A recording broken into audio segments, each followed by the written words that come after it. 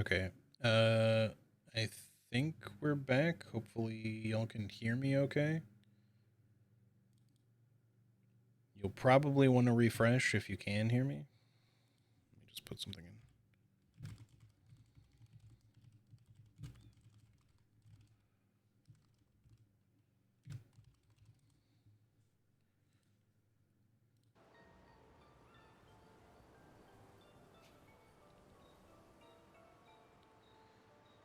Yeah, I don't know what happened there. My internet just like fully died for a solid 3 minutes.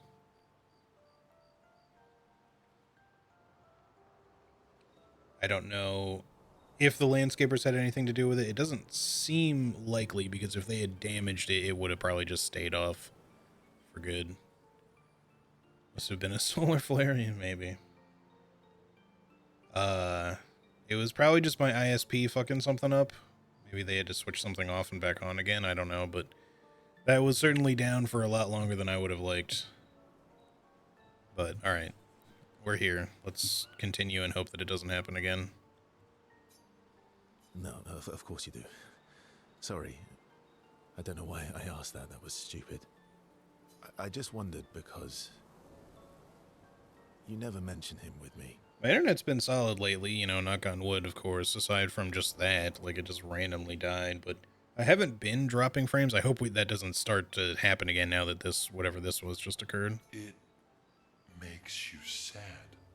Does it bother you that I'm not him? You're my friend. Other Verso was also my friend.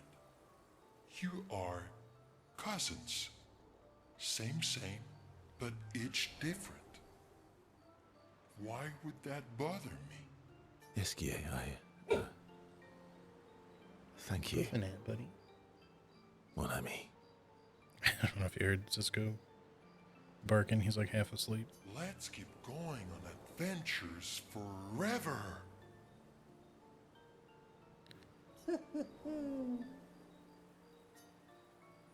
Eskie has touched Verso's heart with his words. The bond between Verso and Eskie is now unbreakable and eternal. Okay, he's maxed out. I feel like somebody, it might have been Mael, is behind everybody else. But we'll probably have to do her quest thingy as well anyway. We already have the ability to die, so I don't know if we would get... It does say he gets a new skill. Maybe Verso gets a new skill? Yeah, Eskie's words trigger Verso's imagination and inspire a new skill. Okay. So it's his new gradient then. Angel's Eyes. Okay. They talk more about what kind of adventures they want to go on next. Then head back to the others.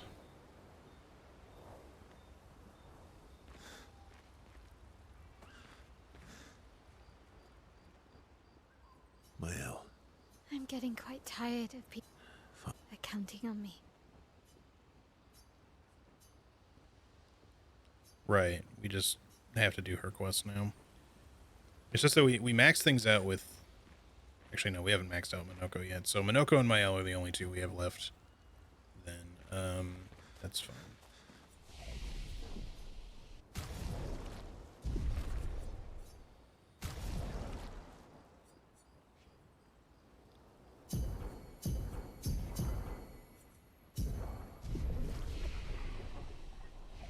Okay, we have a few Luminas. I think you're still working on Quick Break, yeah, so we can't switch that over yet to anybody.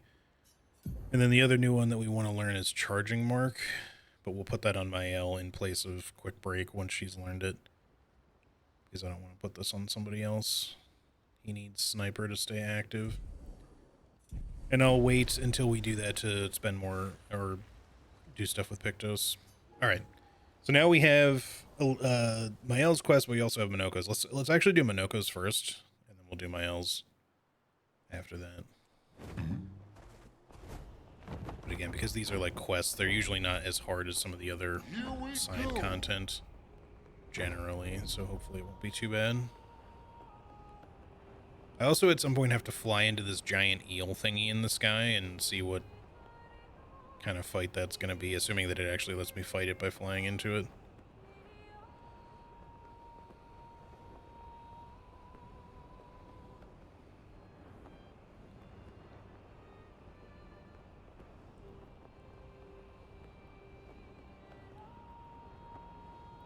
Just trying to find ways to get a little stronger so that we can refight like that dude from the beginning of the stream for one, but yeah, we talked to you already. There was also another merchant here that we have stuff that we couldn't afford with, but it's here and the Eternal Night Sanctuary or whatever it's called, that we have vendors that we have stuff to buy from still, more Pictos and whatnot of various kinds, but we just, even though we had a ton of money, we just spent so much of it so quickly. I don't know if we have to fight with Minoko in the party, but I'm gonna guess we're gonna have a fight here. Is my assumption. I don't know if there was a flag back there. I didn't. Let's just see if we can manually save.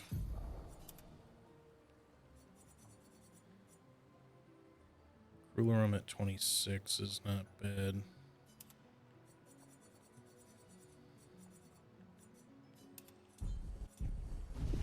Okay, there we go. There's a save. The sacred river where Gestrels are reborn after death. Yes, to resurrect Noko? Yes. We may have to fight with Minoko in the party if this turns out to be a fight, which I kind of expect it I will. haven't been here in a while. The sacred river. Let's make haste. I don't want her to spot us. Too late. Trying to skip the queue again, you old lazy retired warrior. We haven't fought her in her own chieftain's hut in the village. She's probably harder here if I had to guess, but maybe not. She might actually be harder in the village because she's a completely optional fight in the village. And this is technically optional content as well, but like I said, when it's related to a quest, I think they tend to not be quite as hard as the just fully optional things. But it depends. You're carrying dozens of feet around. I can smell them from the other side of the continent. Perk changes are up. I made a correct prediction about one of them decreasing wind-up time for heavy guns. Nice. Fair point. We've been over this before. See all these Gestrels? They're waiting in the queue like everyone else. It's a stupid rule. We should just bring them all back now. You know that would be chaos. There aren't enough adult Gestrels to shepherd all the newborns. Plus, I hate all the noise. Can you imagine a forest full of baby Gestrels? You leave me no choice then. Oh no.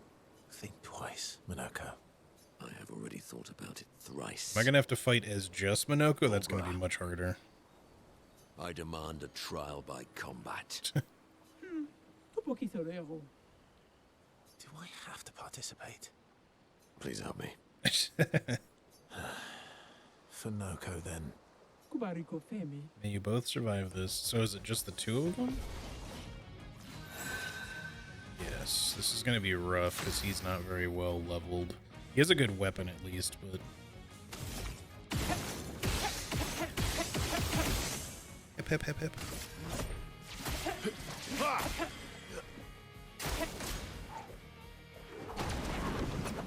Invigorating. Okay, good counter. He started in Almighty, which is good. I don't think Ramasur Bonk's gonna get the...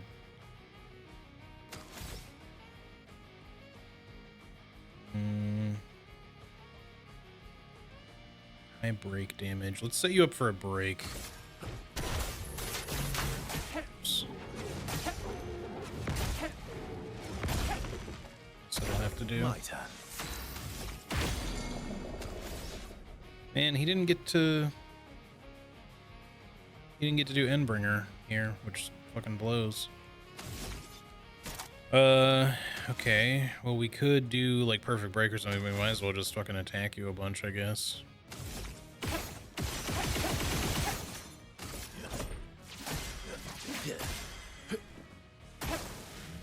I am refreshed. No longer stunned.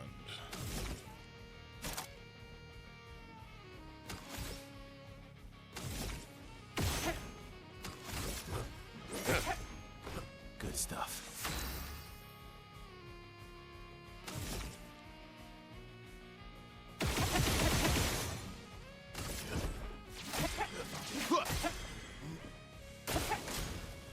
She's getting angry. Uh-oh. She's going Super Saiyan. Well. I don't know how to fucking parry any of this. Her timing is very awkward. A bit of violence. You have to revive because we are very heavily leaning on Verso for this fight. So in that case, just attack like once. Let's finish this. Just try it. Didn't really need it. Damn it. Her timing is all over the place. What lovely feet.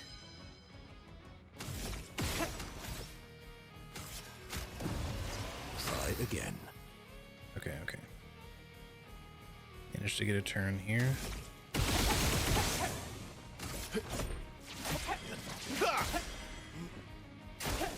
Oh, really?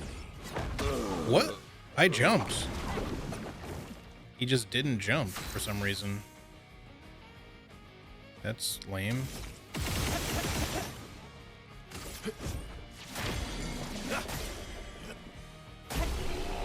Whatever. I was gonna revive him so he got better experience, but that's okay. She's dead. I don't know why my jump didn't happen there, though. I didn't press the wrong button or anything. He just didn't do it. That was very weird. It's almost time for my squad session. It's leg day. Sorry, I can't finish this fight. Come on. You're just afraid of losing.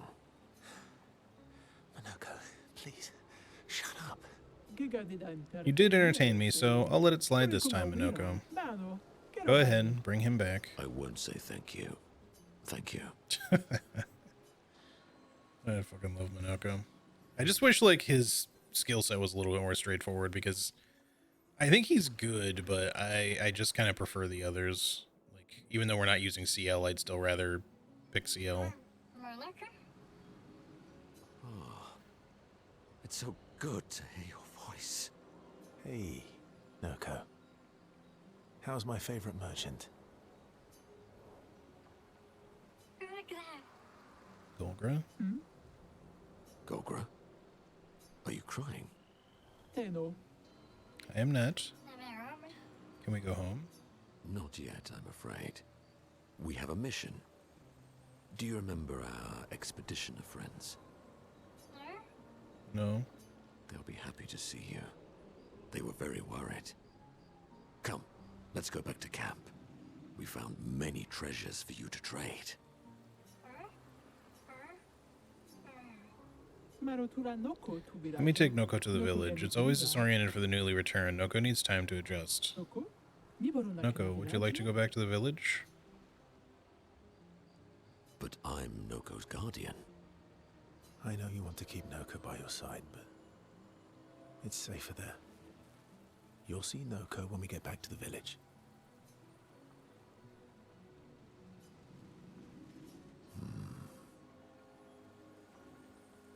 Wait for me.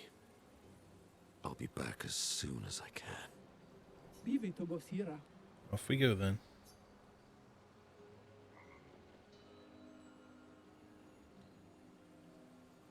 You'll be fine. Better than with you, that's for sure. That he will be. Thanks for helping. I never understood how Golgra got so freakishly strong. I could take Golgra by myself. I will never show you weakness ever again. Come on. Let's get back to camp.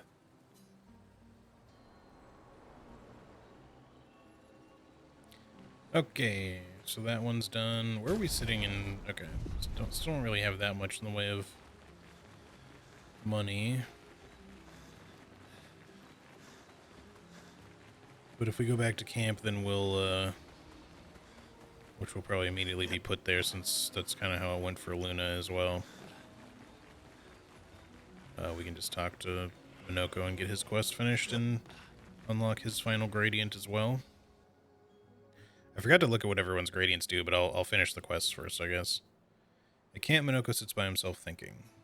Verso knows his old friend wants to talk, even if he is too proud to admit it. Verso approaches Minoko.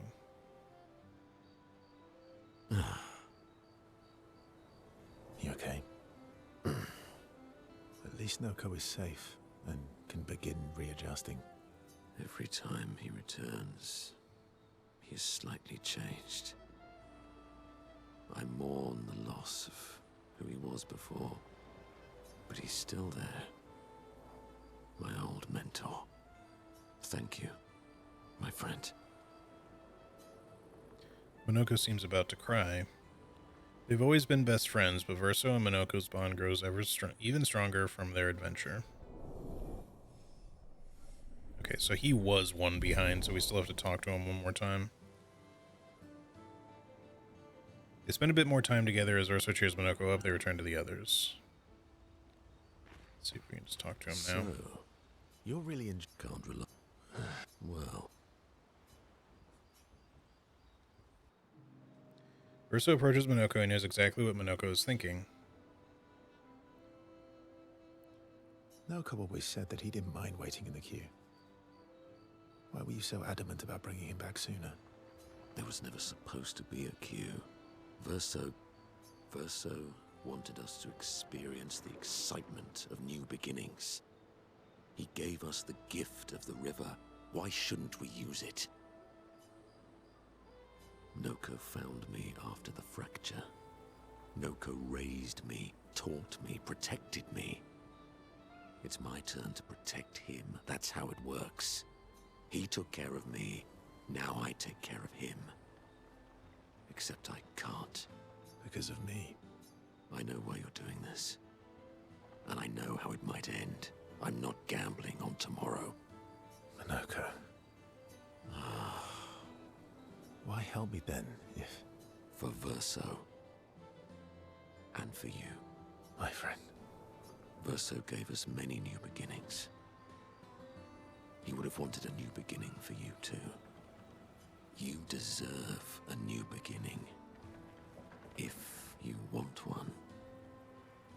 Every one of us does. Now come over here and let's snuggle. Little Spoon? Little Spoon. Obviously. Minoko and Verso understand each other more than ever. The bond they share is unbreakable. Okay, that's his done. So just Mael now, and we have to do her quest and then probably talk to her twice. The heartfelt conversation reminded Minoko that actually there is another skill he had forgotten. Breakpoint. They spend more time together being weird and sentimental before returning to the others. Okay.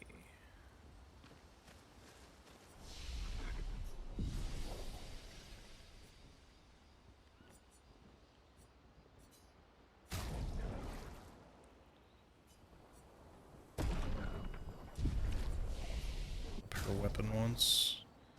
No more lumina to spend at the moment. Let's head back out. Oh, wait. Check up on the others. Not sure why we have this as an option right now. Ciel approaches SKA with something important. Oh, that's why. Something important to discuss. SKA?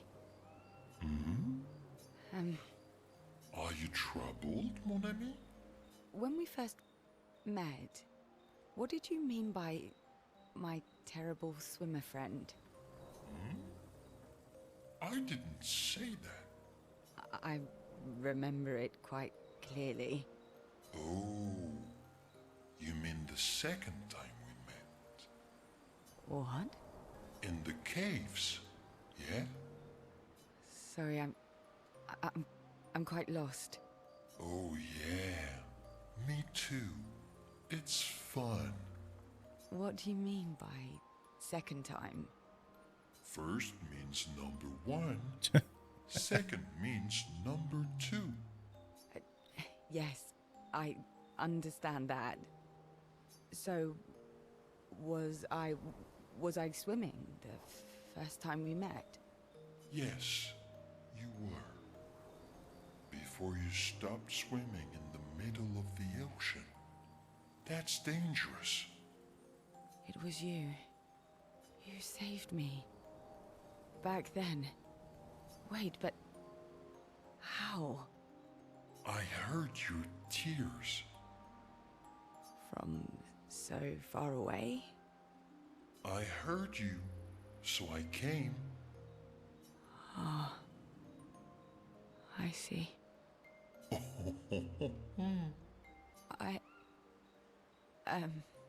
Thank you. Tears again. You sure do like to cry. I guess I do. Verso likes crying too. Yes, I know. You were looking for someone then. Did you find them? No. But hopefully soon. Yeah. I get sad too when I lose my stones. But I always find them again. You will find them again too. You're the best. Mon ami. CL and SK spent a long time together as their friendship becomes unbreakable. Okay. Go to sleep. Doma, Doma! Good day all. Yo, Crypt. How's it going? Thank you so much for the 8 months. Welcome back. I appreciate you very much. How has your week been? Taking to Good, the I hope. sky. Anybody have any cool weekend plans, by the way? Flashing Alright, that was the through painting sky. thing. I wish I hadn't started that with, like, Verso doing the first one, because that was, like, by far the easiest, and I should have saved him for, like, whatever the hardest thing was going to be. Maybe by leaving and doing it again, it'll let me kind of restart it, but it probably won't. So yeah, I guess let's get the Reacher out of the way. Go. But before I get, like, fully started in this, I think I might take a quick bathroom break. So let me just at least get there first. Hang on tight. I have none as usual, just gaming. Yeah, I will probably mostly be working and running errands, but I will probably try to fit in some Death Stranding 2 for myself. She who grasps the sky. I hate climbing.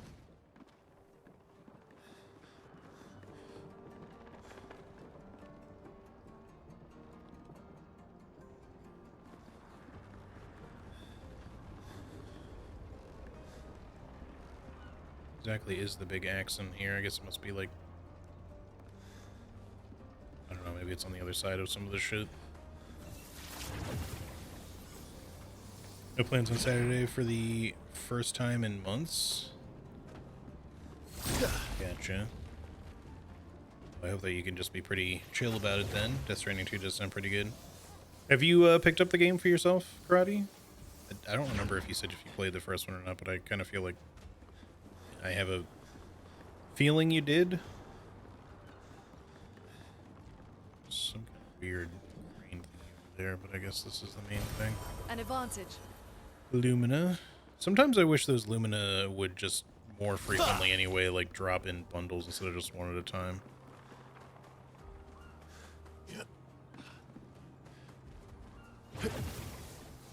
Probably be trying old Resident Evil games or replay Silent Hill 1 again. Nice, nice. So like the actual classic Resident Evils then? Definitely some of the best.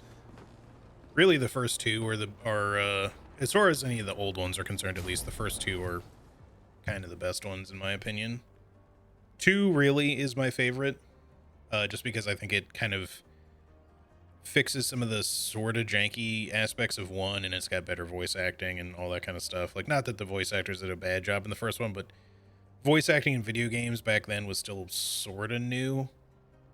And, you know, all the people that got hired onto it were pretty unknown and had to deal with, like, a very disjointed script from, like, you know, translated stuff, which is why the first game, the original first game, sounds so wonky in the voice acting. But yeah, 2 is still kind of my favorite. It's weird, like, I kind of feel like 2 original and 2 remake are, like, my favorite sort of in general, like, the 2 of them together.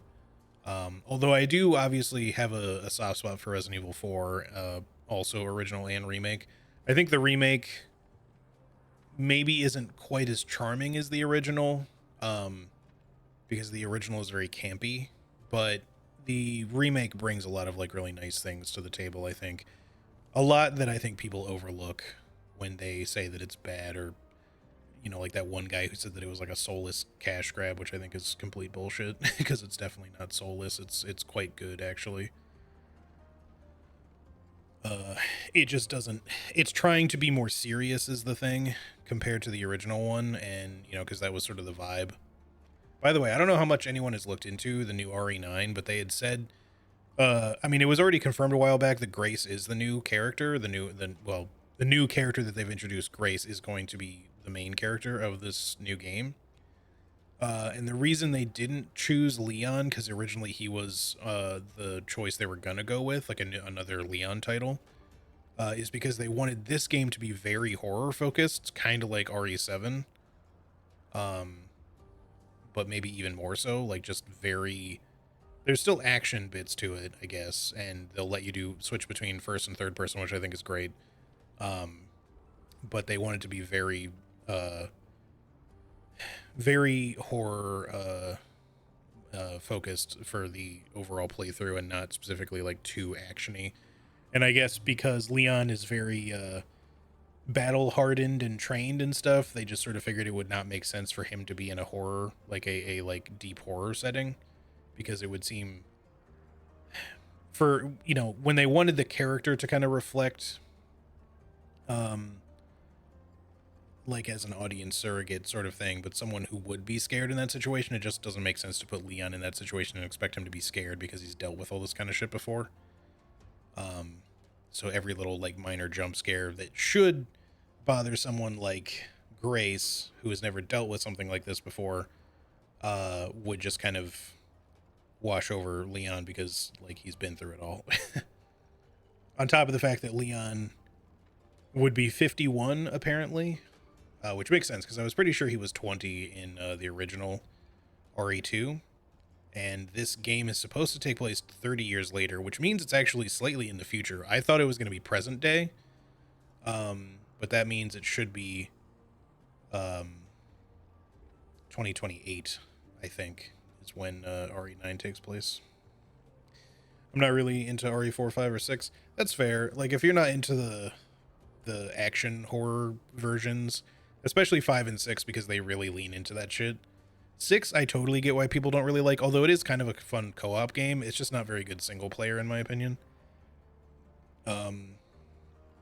It just sort of doesn't feel like a lot of the other RE titles as far as like the mainline ones go.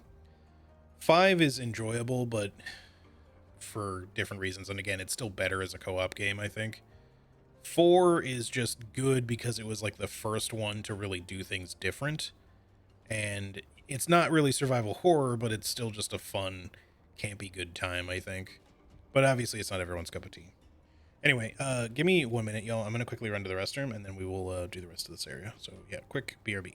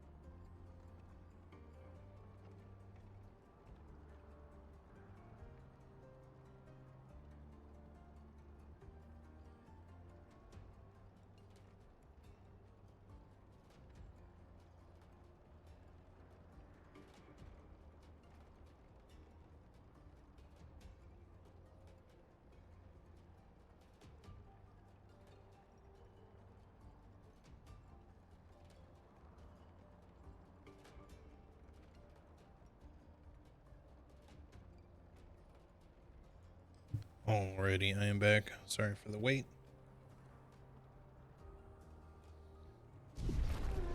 Okay. But yeah, anyway, I am definitely looking forward to some Resident Evil 9 when it comes out. I will more than likely want to try to stream it, assuming that we're still kind of doing things the way we're doing it all on stream by then. I haven't kind of completely changed the way I do things.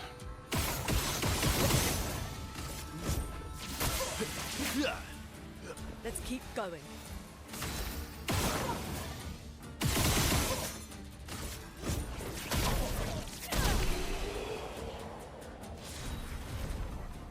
Yeah, these guys are much easier by comparison. Let's carve a path.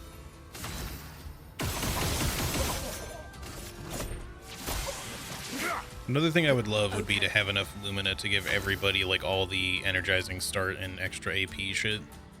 Just because being able to like shoot a bunch or do any skill right off the bat is really nice.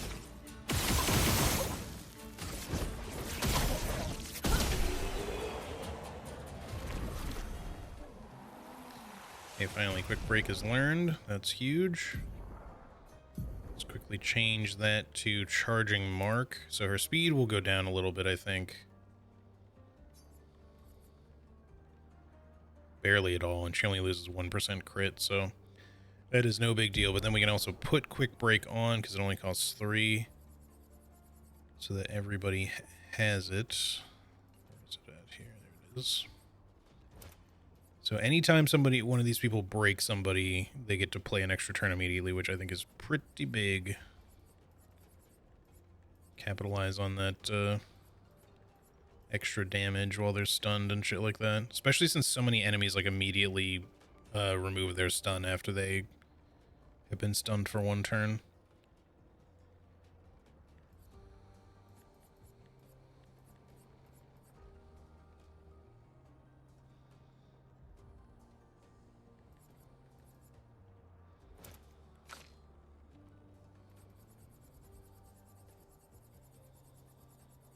I just have so many fucking skills. Where is your quick break, sir? There it is. Why is it on a different spot for you? That's weird. It's like she has access to a skill that he doesn't, or vice versa. Why? That doesn't make any sense. I don't know. Not gonna worry about it.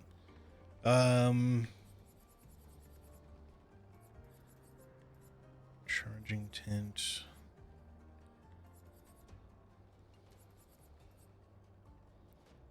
Yeah, we want 100% critical chance on stun targets, because especially when he does Endbringer on a stun target, like if every one of those hits is a crit, that's huge for him. Humongous.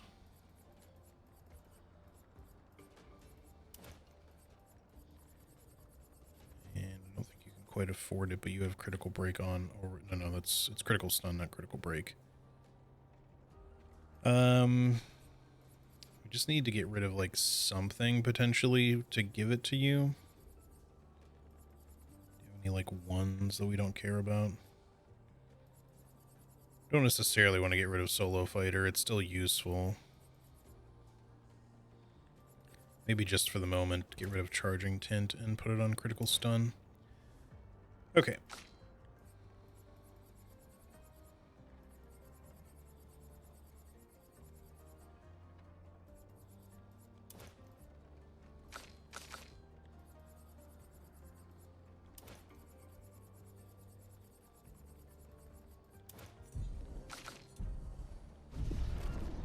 It's looking pretty good now. I thought he was like patting his friend on the shoulder there. Oh, lovely. It made me like not want to fight them, but he was just pointing. It's fine. That's better. Only evil people point, clearly.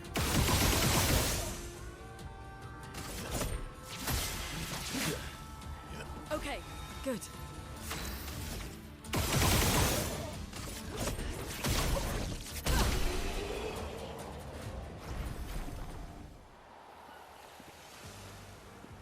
Certainly getting some nice easy XP in this area. So none of these guys have really put up any real challenge so far. Which I appreciate, because we've been fighting plenty of super challenging shit up to this point on this particular stream.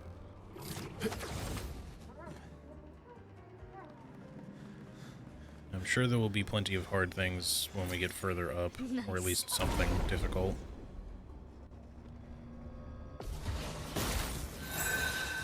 Right.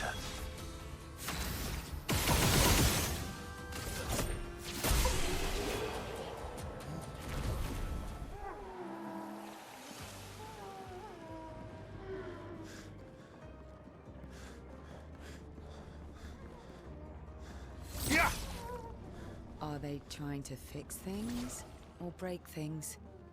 She who grasps the sky. They're jealous. They wish to destroy her work.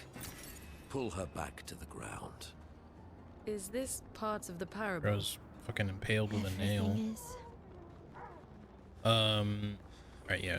Definitely give me all the chroma you can give me, please. We still have a whole lot of Pictos that we want to buy from different vendors that we couldn't before. Didn't really need it.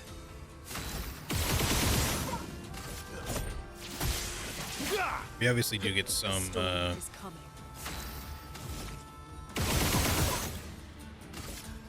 Lumina, or sorry,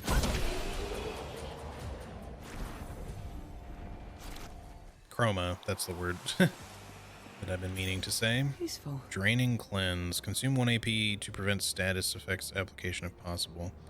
It has really good stats. I could see that being useful for some fights, but like the main benefit there is the stats. Like obviously auto cleansing is good, but if it costs you an AP at the wrong time, that can be really bad.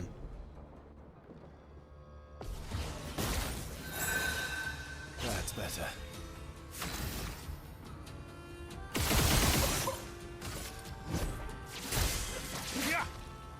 Okay, good.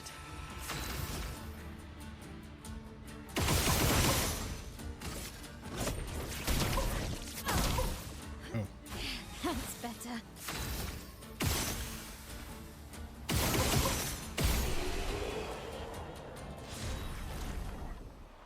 Mael finally got a turn. And charging mark is already learned. Alright, do we want to put anything else while we're here on her or anyone? Draining Cleanse is health and defense. I mean, the stats on it are really good. We could put it on her over anti-burn. Well, actually, the defense is much lower than anti-burn, even though we would gain, like, it's only like 400 HP. It's actually not that big of a difference. I think we just wait on that one. And I'll just leave the thing that she's got on, I think. Although, hold on. First of all, charging mark costs 10, so yeah, let's keep that on her, just so that somebody's got it at least. Because nobody else can afford to put it on in the first place at the moment. And previously, I forget exactly what it was she had on. Something red. Critical stun? No. It's not even that high level.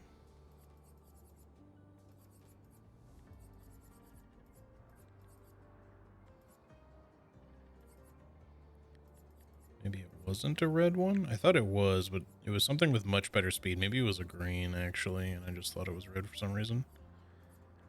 I forget. Well, right. She had quick break on, obviously, but she doesn't need to put that back on because she already has it via Lumina, so that's fine.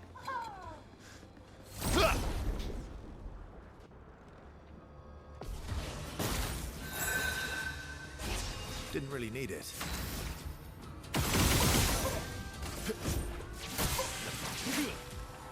Chroma is flowing.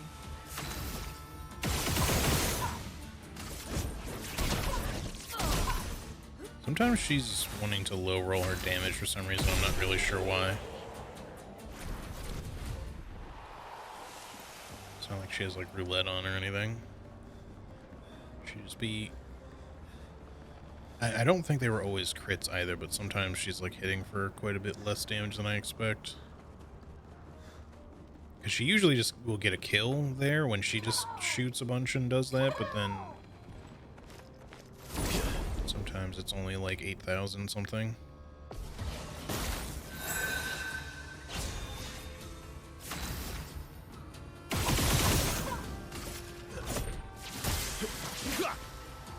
A storm is coming.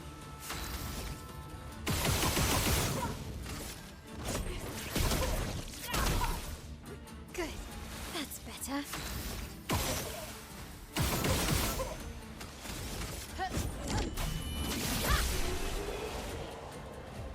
Patch notes are long this time. They're reworking all weapons and their mods, it seems. Interesting. That definitely sounds like a lot.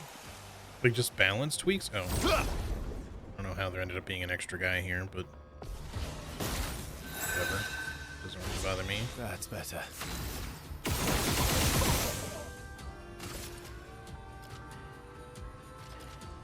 Yeah,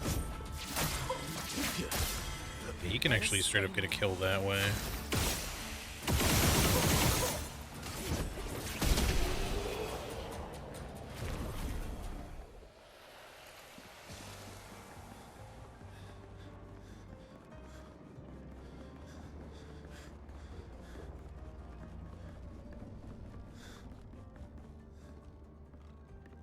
No items.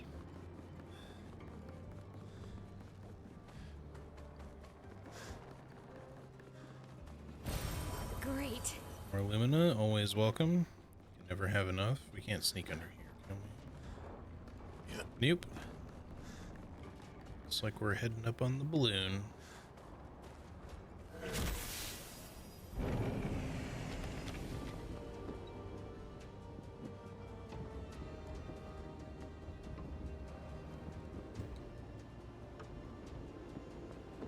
Not just balancing. So what are they like actually changing? Like just straight up mechanics, like making them work differently, giving them different modes of attack, fire, whatever.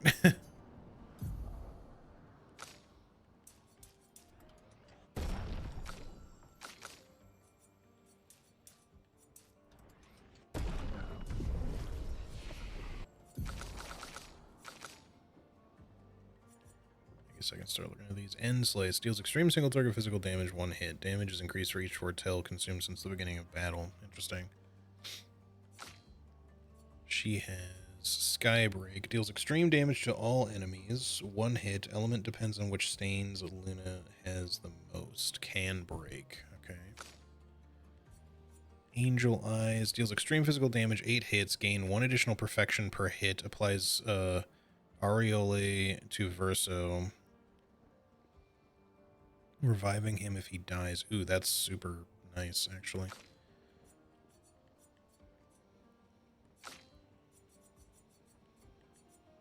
Breakpoint. Deals extreme single target damage, 1 hit, uses weapons element, fills the target's break bar, and breaks it. That's rare, like being able to build the break bar and break. Because that's basically what Striker does. It just doesn't really say it.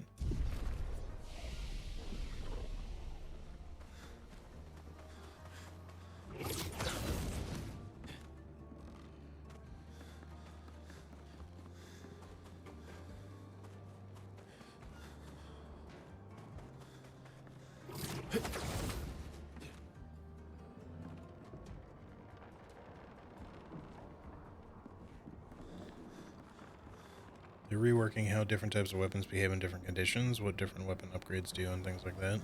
Interesting. Okay. These guys again. I should probably let Minoko help me kill a pair of these, because I don't think we've killed them with Minoko before. Let's just let Mael set one out, I guess. Just bring him in for one battle. Okay, these guys aren't like extra hard for some reason. What?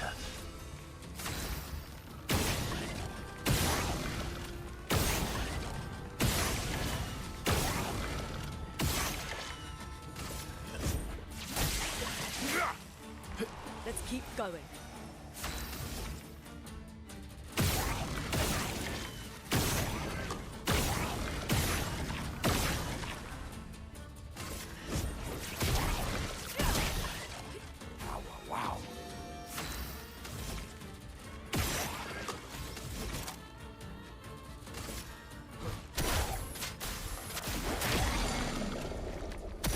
Time to bleed.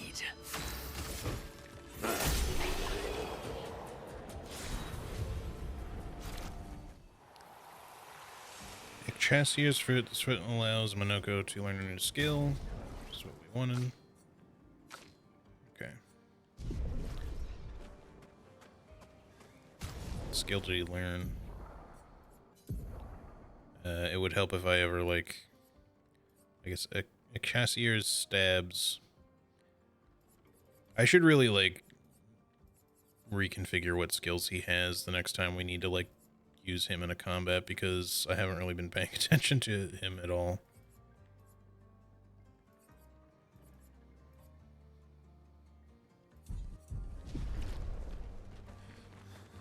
And he probably has some better skills than I've been using, and some that would be better for certain situations than just leaving what I've got on his skill bar right now.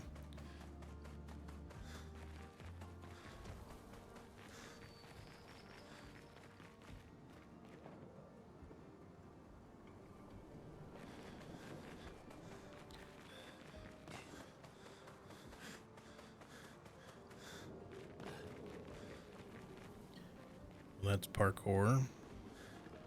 Yeah,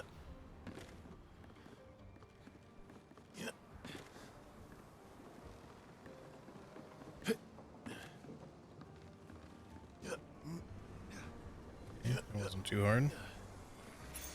Great. A 1-level upgrade of longer shell. Okay. I'll take it.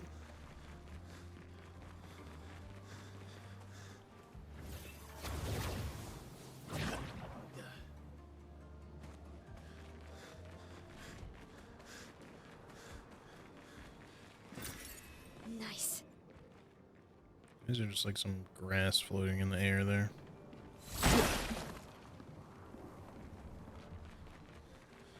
Okay. I think that's it for that little side spot. Now we go this way, I think.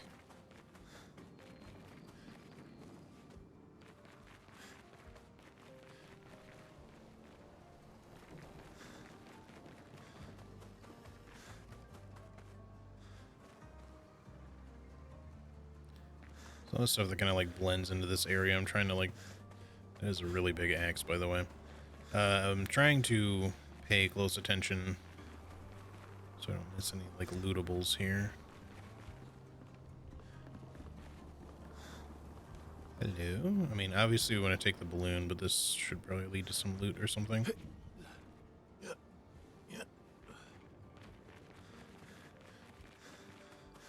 Or maybe a chromatic enemy. Unless the balloon was the way to get there. This is going farther than I was expecting it to.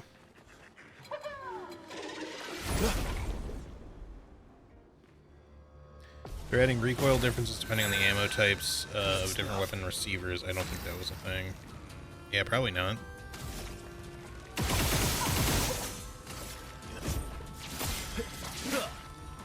A storm is coming.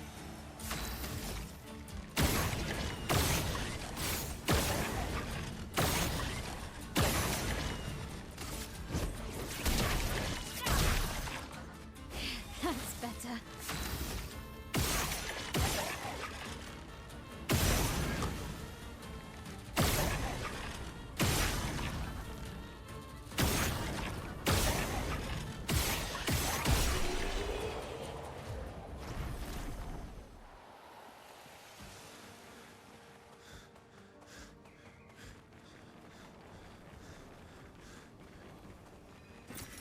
Oh, lovely. Yoink. I kind of wish, I mean, they give us pretty good piles of chroma, don't get me wrong, but I kind of wish they were even bigger, like in 10K bursts or something. See another like, fading ban here. Hold on. I don't assume, like, these don't usually ever end up in some sort of fight, but just in case.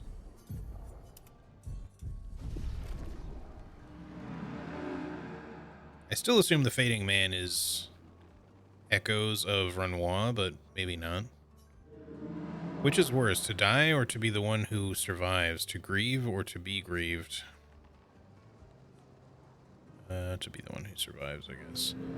Some might say that's lucky, not simply because you survived, but because you had the opportunity to care deeply for another. I find myself grieving before they've even passed. Grieving what could have been, grieving what is to come. She'll never forgive herself. She'll carry her scars with her always. Would that I could ease her burden. The man has gone silent. Okay, we can also go that way, which might just lead back down. I don't think there's a different way for me to go here, so... And then there was the balloon, so if this does go back down, that's good thing. Especially if it leads to some loot on the way.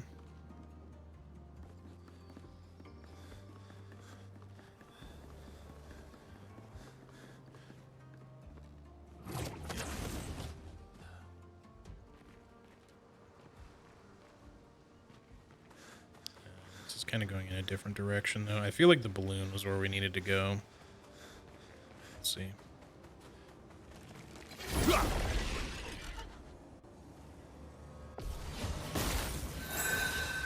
Let's carve a path.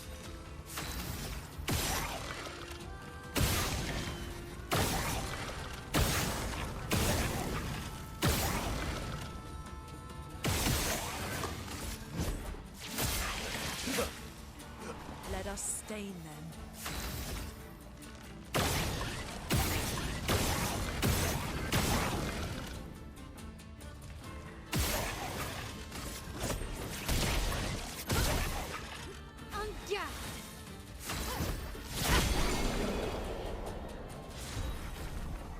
Nice. What you got? What Charging have we counter. here? 10% of a gradient charge on counterattack. That's huge. We must learn that immediately. Okay, who should have this? Maybe you.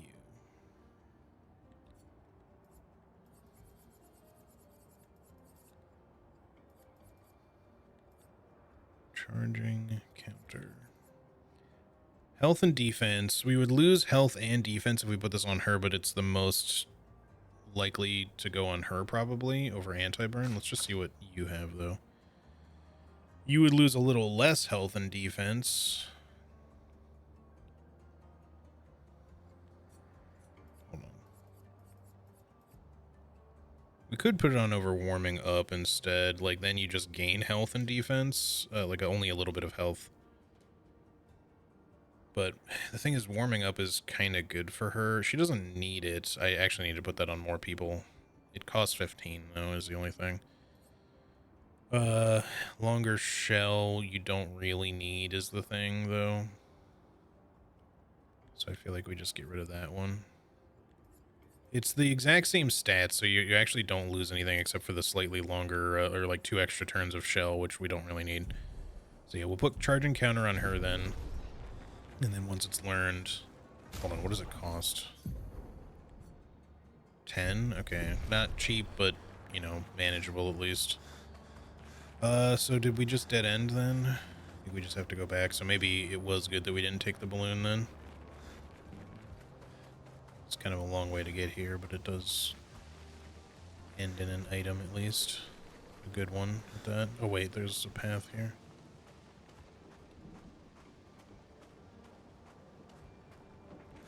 Huge.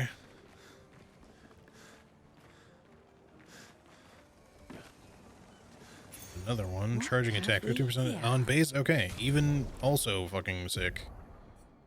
The more we can get gradient charges up quickly, the better, because the gradient attacks, especially like the 2 and 3 level ones, are actually really sick. So this one is speed and crit.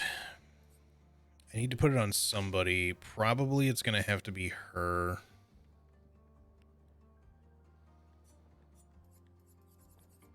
over charging mark, which this has crappier stats by quite a bit, but we need to get it learned. Thankfully, charging attack is at least a little cheaper, so it'll be a little easier to put on Verso once it's learned. And charging attack is definitely a little bit stronger than charging mark, but we really want both. Well, it's not really stronger like stat-wise, but I mean... for Verso, it's really good. We can almost guarantee a lot of the time that he'll be doing basic attacks. For the others, it's a little bit less likely, so charging mark is actually kind of better for Mael if she gets a mark on before she does a skill or something. But without the mark, obviously, it doesn't do anything. What the fuck? Rad storms will now actually affect the environment instead of just giving a little bit of rads? Huh. Well, maybe that's just, you know, could be a good thing, right? Like, it might make the, might have, like, some cool environmental effects, or it just looks interesting. Maybe it causes, like, different mutated enemies to show up more or something. Who knows? Either way, I'm not saying it's a good thing. I don't play the game, obviously, but usually the more the better and stuff like that.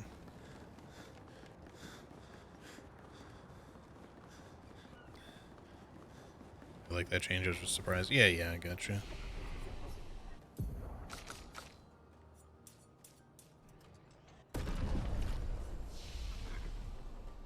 Alright, don't need to rest.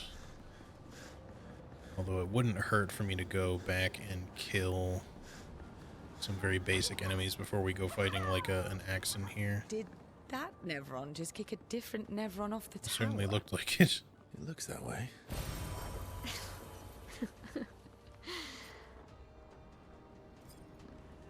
Well, if there's more basic enemies to fight, that'll work just fine. Oh, those are going to be chromatics down there, I think. Or at least bosses. Let's try to fight, like, normal ones first so we can get that extra Pictos learned. Oh, actually, maybe they're all just... I think we're just finding harder ones now. The lower level has easy guys. These are bigger ones now. That's what I'm getting. I don't think they'll be as strong as the bosses or anything, but they're going to definitely be stronger. Let's keep going.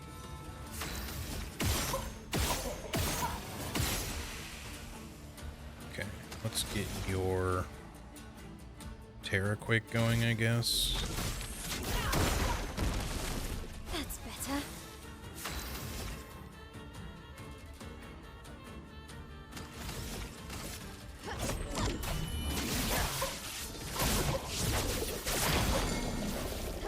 Let's spill some ink. All right, you get an extra turn immediately. That's huge.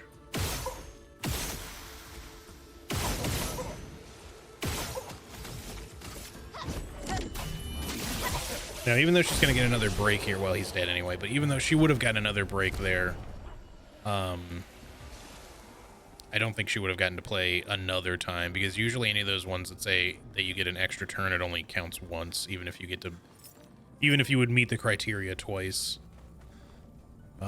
Otherwise, it would be like maybe a little too overpowered.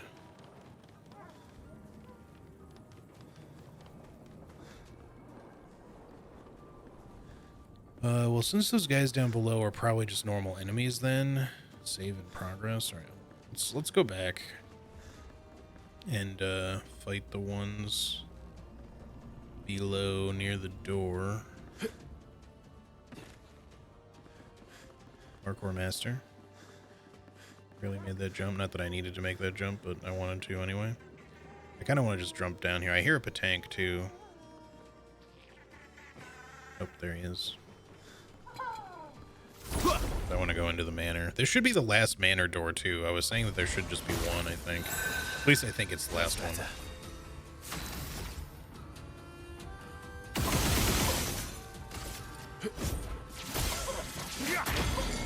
Cut him down.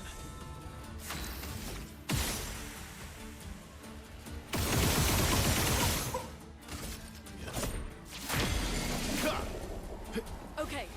Yeah, see, he doesn't get to go again there.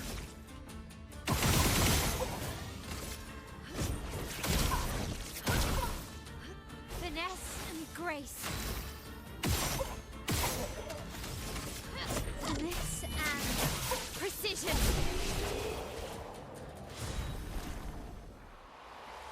Easy peasy. Alright, let's just get the manor door over with. There's no, like, big fight in the final room or something. So I don't know if I'm ready for that. Journal. You speak to me of perfection, but is there really any such thing? Or is it a siren leading us astray? I happily predict that neither of us will ever summit that elusive peak, but I care little as long as we walk together. Art gives us the perception of control. For a moment as I paint, I find order among the chaos. That is, for me, a moment of pure contentment. And that is truly better than perfection.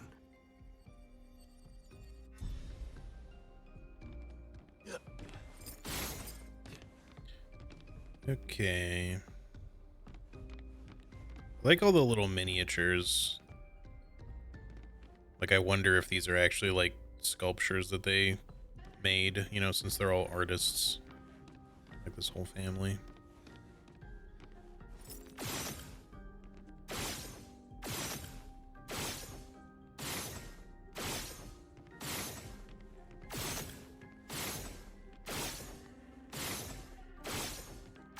I gotta shoot, like, every little thing to make sure nothing is interactable here.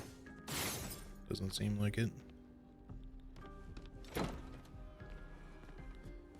So I guess that's the last room. I was kind of expecting a little bit more, but I guess that's it. At least I think that's the last room, because we've been in the atelier. Been in there and there. Been in that room at the end, and this room, and this room. Been in here. We fixed this portrait. Oh, I guess we have one more. I could have sworn that was open earlier. Huh. So I guess we still have one door left then. Upper dog room. But yeah, everything else is open. I just somehow missed that this door was still closed. So I'm curious where the last one will be. So I'm pretty sure, yeah, this one's open down here, and then that one over there. And then down this way, there's only the door at the end for the atelier. There's not any other doors in this big hall, just the piano. Okay. I guess that's it then.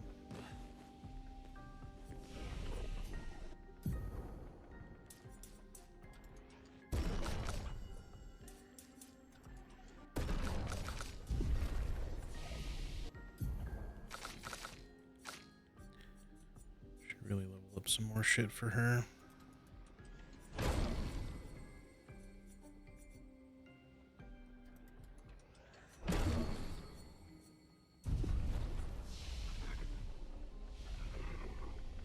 Alright, enemies will respawn out here, but that's okay, because they're not too hard.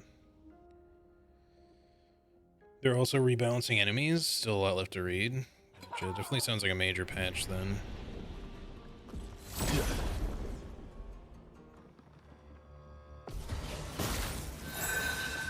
Didn't really need it.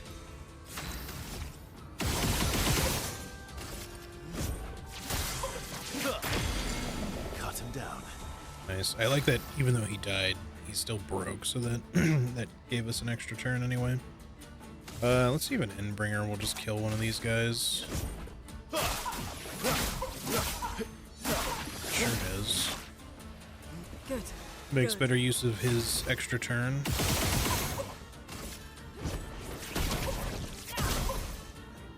Although it pretty much came out to the exact same outcome regardless.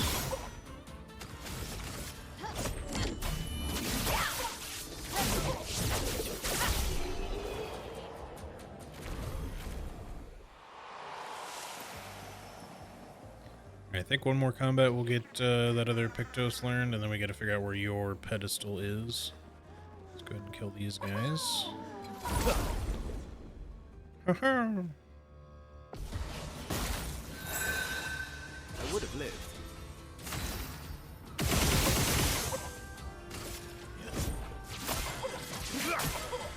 Good. We did not get a kill that time.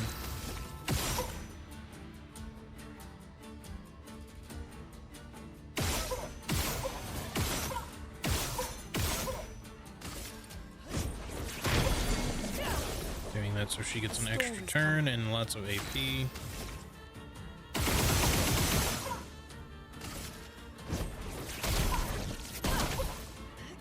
Nice.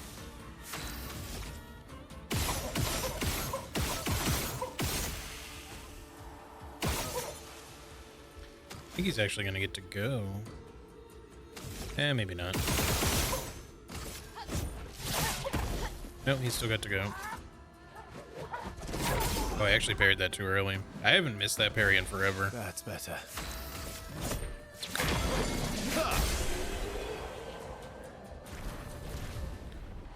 There we go. 2 Lumina's learned. Charging counter, charging attack.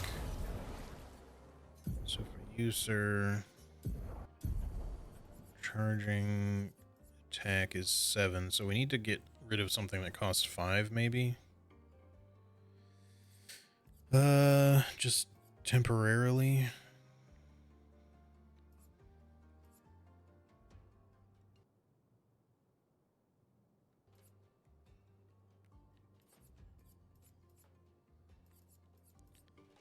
Maybe just get rid of cleansing tint just for now. Charging attack and charging counter, we need both. We still want to put cleansing tint back on him, but that's the big one to put on him. For you, you want charging counter more than charging attack, but she's got charging attack on. We could put charging counter back on. The Pictos, I think, was better. No, she had something else. Quick break? Yeah. Leg on breaking a target, which costs 3, so she'd be back at having 6 available. So she could get, like, charging attack off of that. But then again, quick break just is cheaper, so. But we'd probably rather she have the better stats, so just do that anyway. And then, so quick break is on, and then she needs charging attack or charging counter. Maybe we just try to get rid of something so she can do charging counter.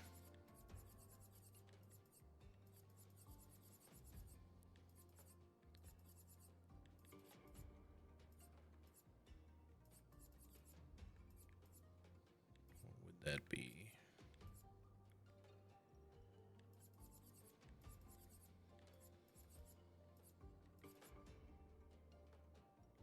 So you'd have to get rid of something that costs 4, and I don't think there is anything that costs 4. I'm not even sure there is anything in this whole list that costs 4. Like, it's like 1 and 3, 2 and 3 and 5. There might be a 4 somewhere.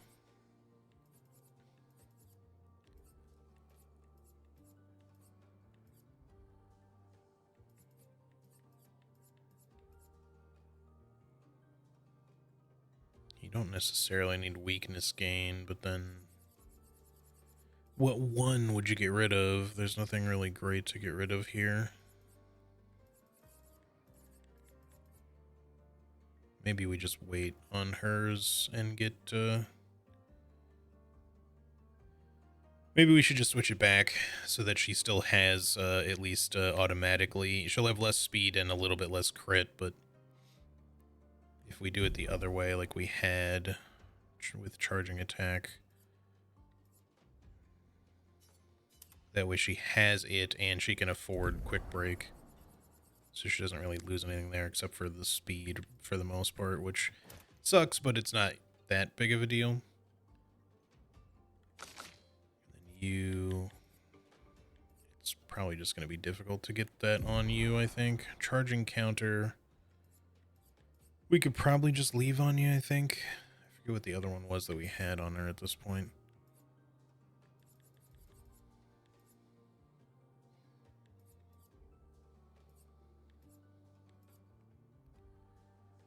I think it was longer shell, yeah, which we don't really need.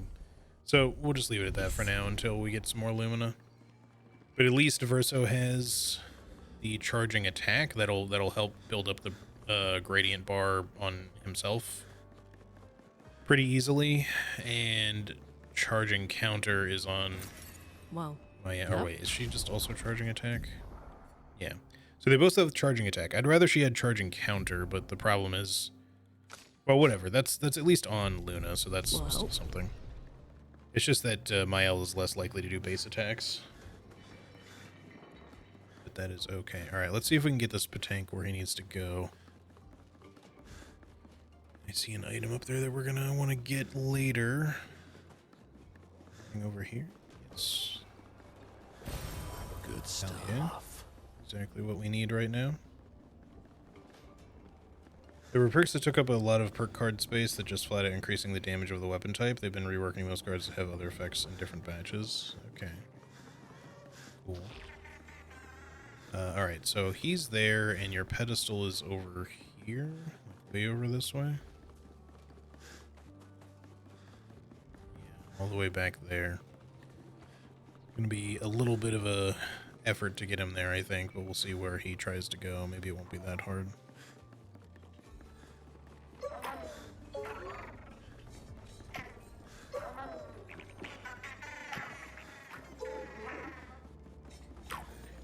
It's currently going where I want. Then I figured he might do some shit like that. I need him to go back the other way. Kind of did like a double fake out there. There we go. That's better. All right, will you allow me a save? Probably not. Maybe after a heal. Still doesn't want to let me do it anytime I'm doing this. They just, maybe it just auto saves somewhere. Watch out, Mael. I'm always way too early with that. The sound cue just throws me. Good stuff.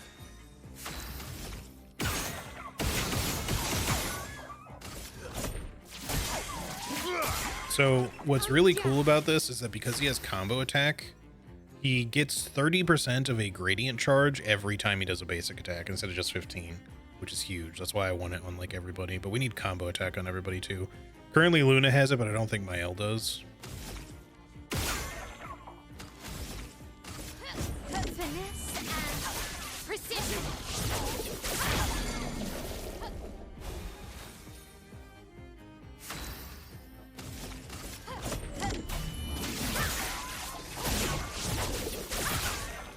I love double turns. Okay, let's see.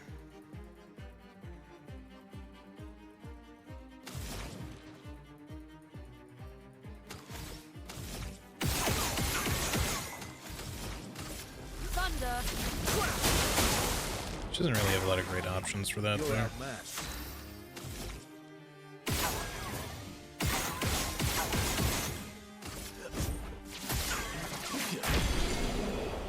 Perfect.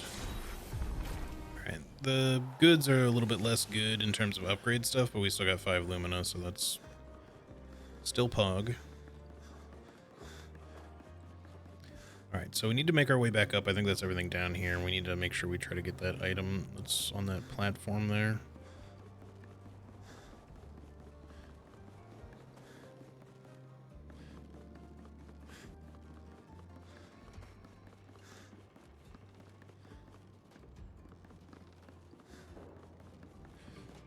See anything else? Let's just let's head up.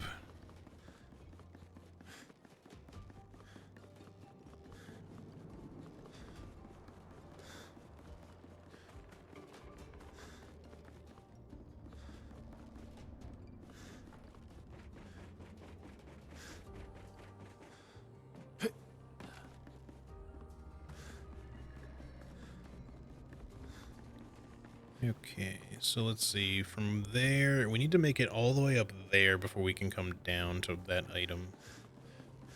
Just trying to keep that in mind because it looks like it's a Pictos, so we're gonna want it. Of course.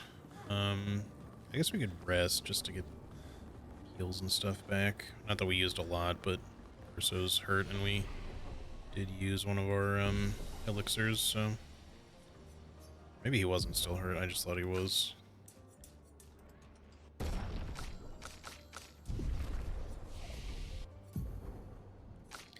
But yeah, being able to charge stuff faster is going to be potentially nice because I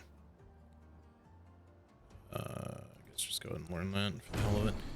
Because I want him to be able to use Striker more frequently, but also Angel Eyes seems like it could be really good because it'll apply a revive buff to him so that if he dies, he'll get to come back. Which for some of the solo fights I've had him do seems really strong. It's just it's still going to be tough to get him there gradient wise, but we're getting more things that'll help. Ooh, another mime.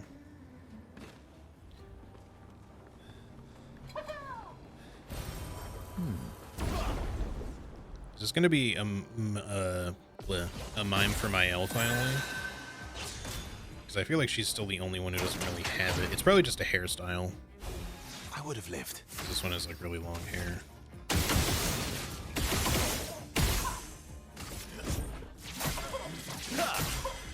Yeah, build that break meter, bro. The toughness of Earth.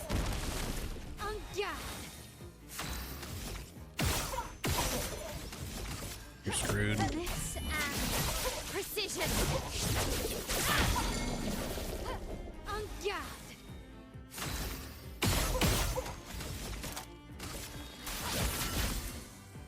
You're outmatched.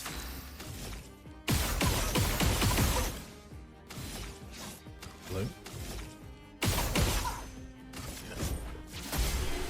Bye. Oh, it is baguette for Mael. I was starting to think that just wasn't a thing.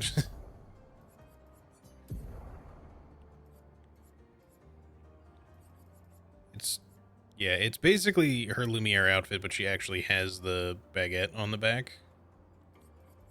Might be Beaufet. It's so late in the game, though, to be getting this. I don't know why. Anyway, I'm still going to just stick with what she has for now, because I'm not dressing everybody else up in that right at the moment. The only person we don't have, like, a baguette for, really, is Minoko, but I'm not sure if he gets one.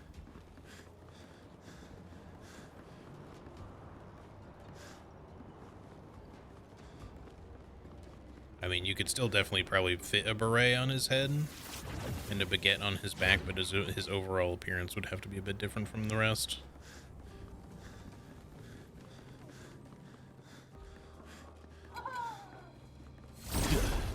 Actually, you know what we should do is go back to the flag and spend some of those Lumina now that I'm thinking about it.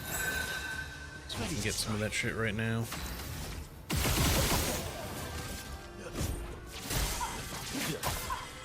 Chroma is flowing.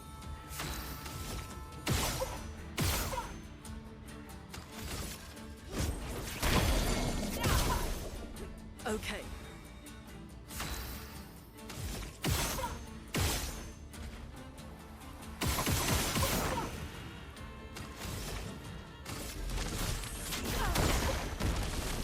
I'm ready.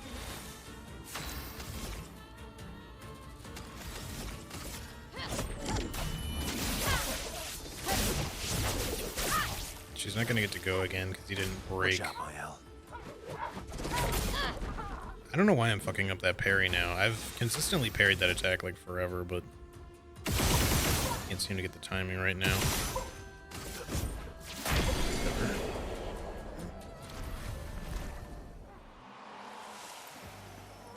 Alright, really quick, go back to the flag. Let's spend some Lumina now so that we can get... At the very least, we want charging counter on everyone as quickly as possible. But charging attack as well would also be great. We only have 12 to spend, so it's not going to be a ton. Hold on, let me see how much everybody even has at the moment. You have 0 to spend. and we took off charging tint or whatever cleansing tint to even afford charging attack. So you would need a whole 10 by yourself just to get that, and then 5 more to get cleansing tint back, which we are going to want at some point. But at the very least, him having charging attack is pretty good. Currently, Luna needs charging attack, so she just needs 5. Because she already has charging counter via the Pictos, which we can just leave on for now. We could give him 5 just to get cleansing tint back at the very least, and then her... She has charging attack, but we want charging counter, which means she'd need 7. I don't know if we can afford all of that, because I think we only have 12, right? Because it's like 7 for her, 5 for him would be the 12, but then she also needs 5. So yeah, we're 5 behind. But I still think I would like to get charging counter on Mael and just get cleansing tint back on Verso at the very least. So let's just do that for now. 1, 2, 3, 4, 5. 2, 5, 6, 7. And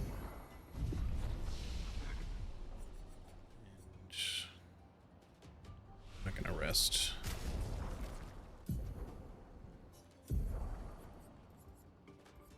Charging counter.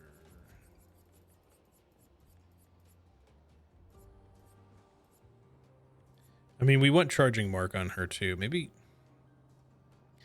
just 20%. Maybe charging mark is better. I mean, obviously 10% every time you counterattack could be even better. Yeah, maybe we'll just go with that. Because there's going to be some fights where we're going to be like parry, parry, parry. So we really want that on everybody is even faster. But we want all 3, of course. And then for you, I just want to make sure we have cleansing tint on, because sometimes they're really useful. Feels like a little bit of a waste, but I'd still like to be able to have it, because if we run up against something that does a lot of status shit, I like being able to cure it with everybody. Okay, so where was that platform? It's way over there, so we still got to get up really high to get to that thing.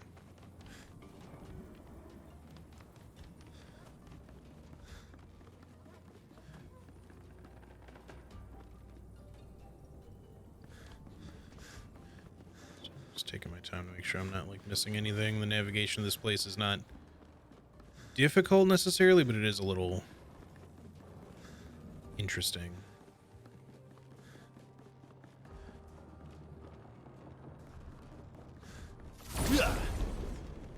We got an autosave coming right over here, so I wonder if this spot's gonna be weird for some reason. These are still just normal enemies as far as I'm aware.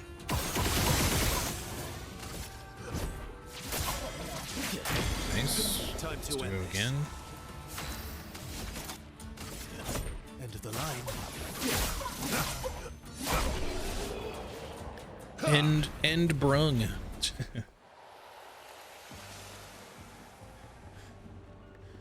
Obviously, that's not the right word, but not a word.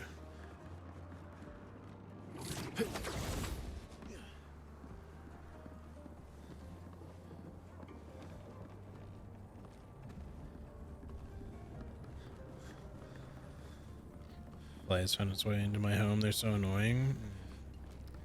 Yeah, not a fan of bugs in the house in general. I get that, like, spiders serve a purpose at the very least. I'm still not super huge on them just, like, being in my space. I don't really have any sort of, like, phobia when it comes to, you know, bugs, insects, etc., but I still just kind of don't want them around me all that much, so I usually try to remove them. You're gonna be... Well, okay, you're not an enemy. You're something else. Something unique. Well, we're getting a cutscene, so maybe you are an enemy. I would have liked to have saved before the cutscene, but we did get an autosave earlier, so it should be okay.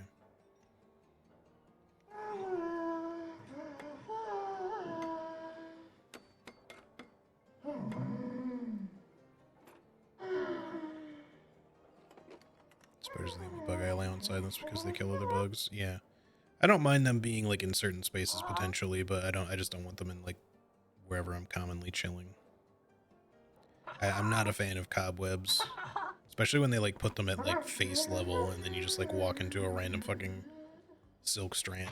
Then it just gets on you. Shit's annoying. Vertigo, remember?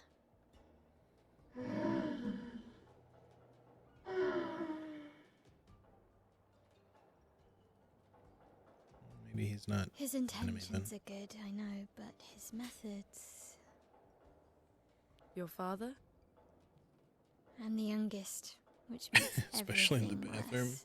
Oh, Whatever is in I there gets the understand flip-flop. Only child.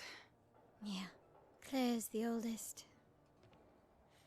She's just so perfect, so accomplished and talented. Papa's favorite. He's so proud of her. And Verso.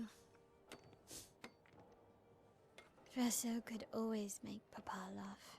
I had so many inside jokes. Then there's me. And then there's you. The actual favorite. The one he calls his hidden star, but who's too shy and self-conscious to see it. Yet here I am, messing things up even more. Look around. He just wants you to fly.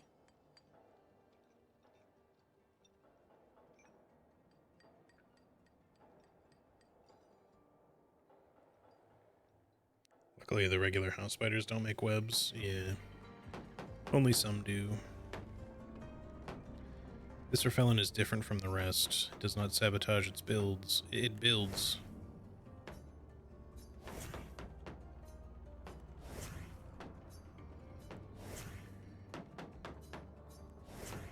Alright. All these Nothing special inventions. happening there.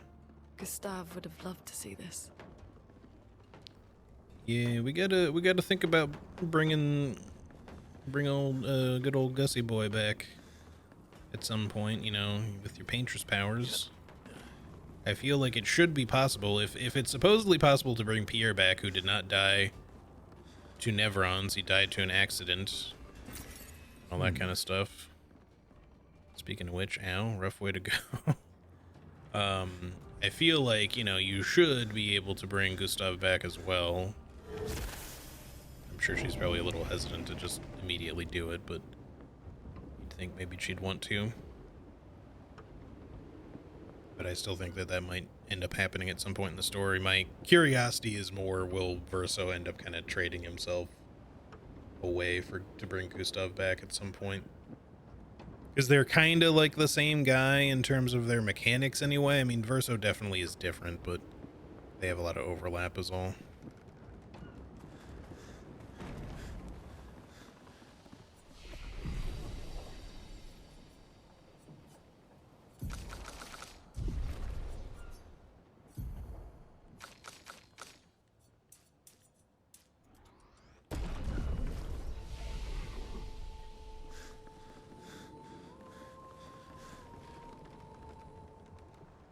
Man, that tower just keeps on going up and up and up, doesn't it?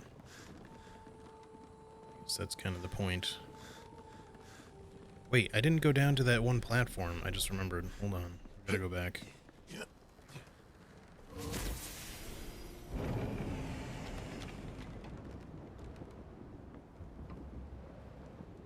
Oftentimes I'd just say fuck it, but there was a Pictos there and it could be another like gradient charge thing or something else that's good, so definitely want to make sure we get that.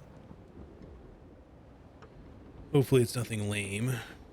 I swear to God, if they give me like another leveled up like energizing pain or perilous parry, I'm gonna lose my shit. I won't, but I'll still be annoyed.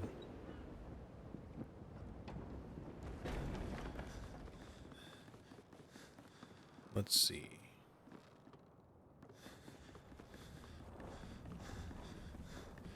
Where exactly was this fucking thing?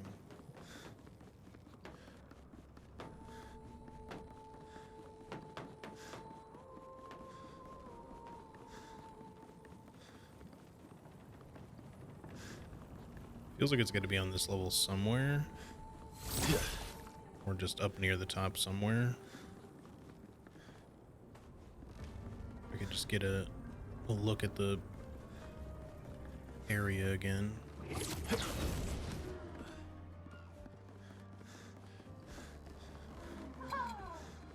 I'm starting to wonder if I could just kind of run by these guys, if they would even notice. They're just kind of completely faced away.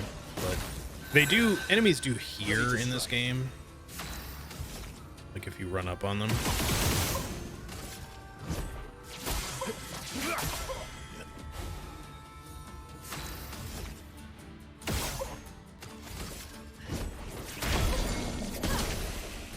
Chroma is flowing.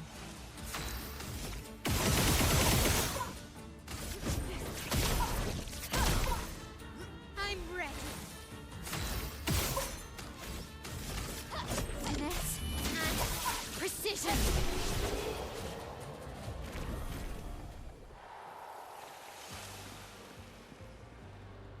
Alright. Where is this fucking thing? It's got to be around here somewhere. Because we shouldn't need to go up super high for it unless it was above us already. Yeah, it is, but it's like up there. How the fuck do we get to that?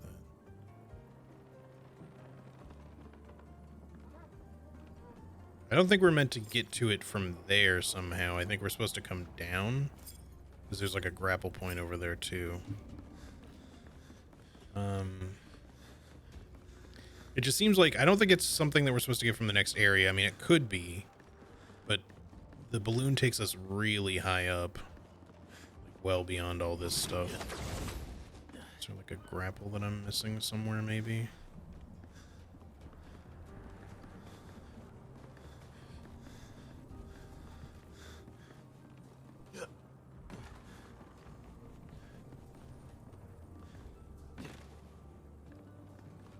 Just goes back around. We're heading back towards the friendly builder Nevron.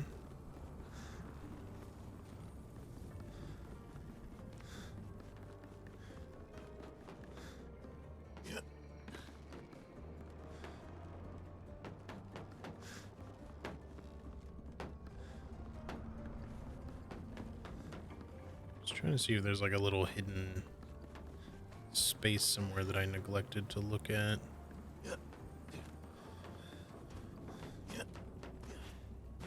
Can't jump on any of this. Maybe it was near the end and I just missed it.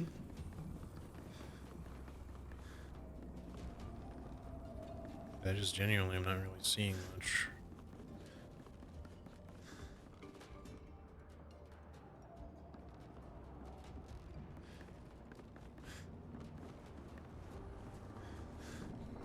I mean, I suppose it's possible we get there from the next area, but we'd have to like come down a lot for that to be the case.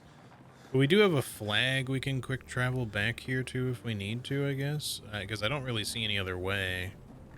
Unless, you know, it was much further down we have to go. Alright, hold on. Before I go, let me just do one last quick check. Sorry, I know it's kind of boring. Just run back and forth, but I hate like discovering these like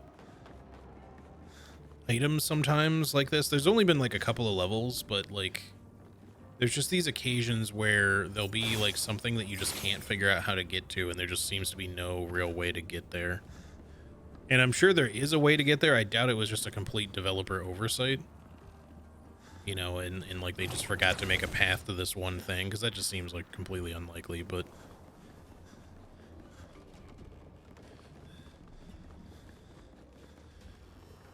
there's been like one or two levels where there was like a thing like that I just couldn't figure out what the fuck I was supposed to do with it. Like in Old Lumiere, there was that one grapple hook that I had no clue how you're supposed to get to or exactly what it's for, other than just to grapple down. But that indicated that there was like another path that we missed, but I couldn't figure out how to get to said path. And the other one was in like the Stonewave Cliffs. There's like an item you can see from a spot near the end of the level, but like right before the Lampmaster fight. But you know, and there's a whole side area there that you could do, but like I went all around the side area and couldn't figure out how to get to that thing.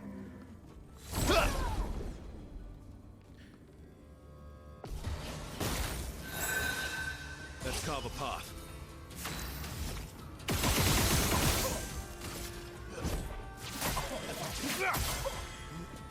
is coming.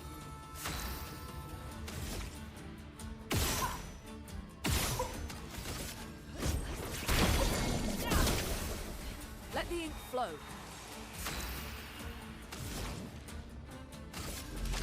Toughness of earth. Let's spill some ink.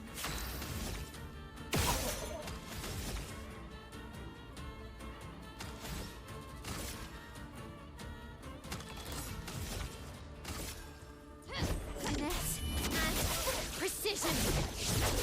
See that? She ends up killing the guy too fast to actually get a turn. There we go. That's more like it.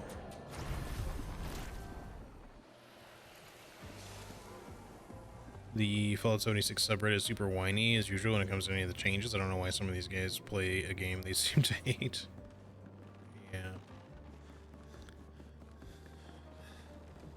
Is there some way we're somehow meant to get to this from lower down and then use it to get up instead? It just feels to me like we should need to come across here to grapple over to that area and then use it to come down to get that item. It's the only thing that makes any fucking sense to me. It's not like that guy is targetable or anything. As far as I'm aware, there's no way up there.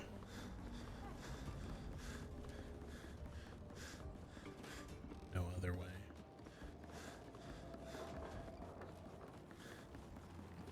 Mine was over here, and I don't think there was anything else. And as far as I can tell back here by the flag, I don't think there's any sort of like little mini branching path that would take us somewhere else. This will just take us further back down.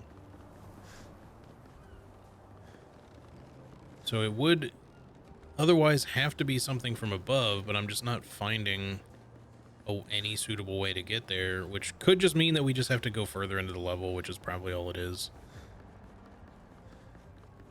But like I see a grapple point up there.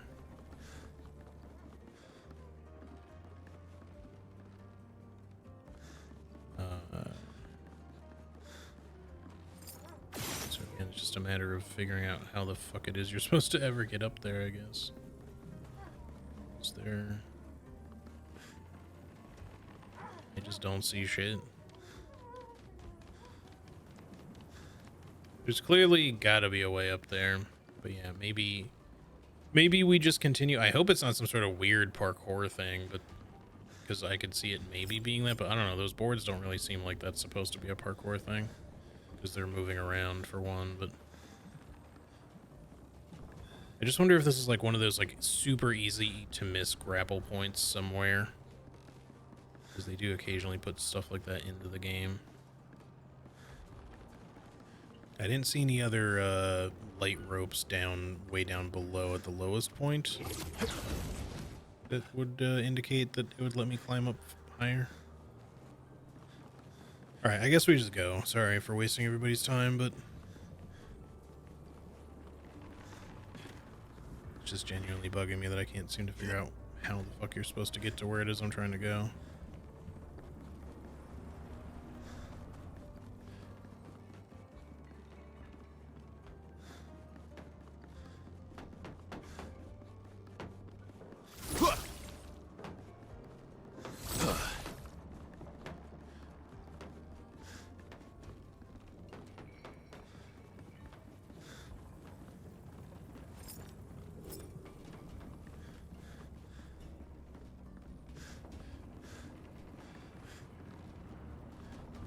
Just a whole lot of nothing.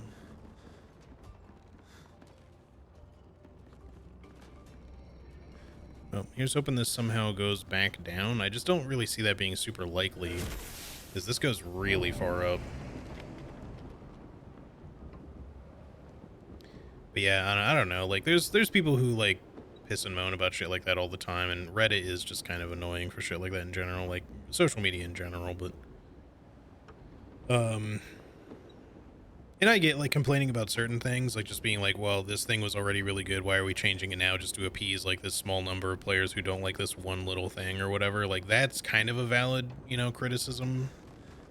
Like Blizzard, for example, I've always like maintained that Blizzard is just utter trash when it comes to balancing PvP. They're like really, really bad at it. they just fundamentally don't really understand how to make good PvP in like any fucking game they make. That includes shit like Overwatch, by the way. Overwatch is like maybe the best they've done as far as any player versus player content, but it could be a lot fucking better. But you go to play any of their other like more PvE focused games or MMOs like World of Warcraft, you know, that has PvP in it, it's definitely very hit or miss. What the fuck am I? Oh, lovely. Protecting tint. Healing tints also apply shell. Oh, it's another one of these guys. Okay. I don't know. Maybe this will work its way back down and I just wasted a lot of time for no reason, but we'll see.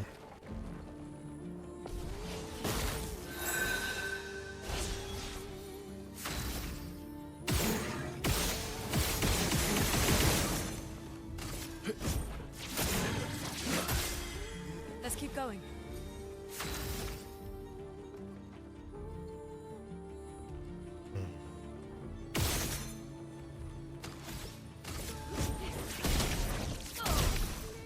Why didn't you break? Maybe because he's resistant? Finesse and precision. I'm ready. Finesse and precision.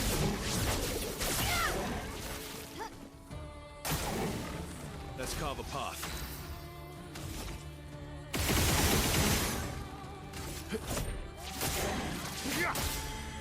Let's spill some ink. I'm ready.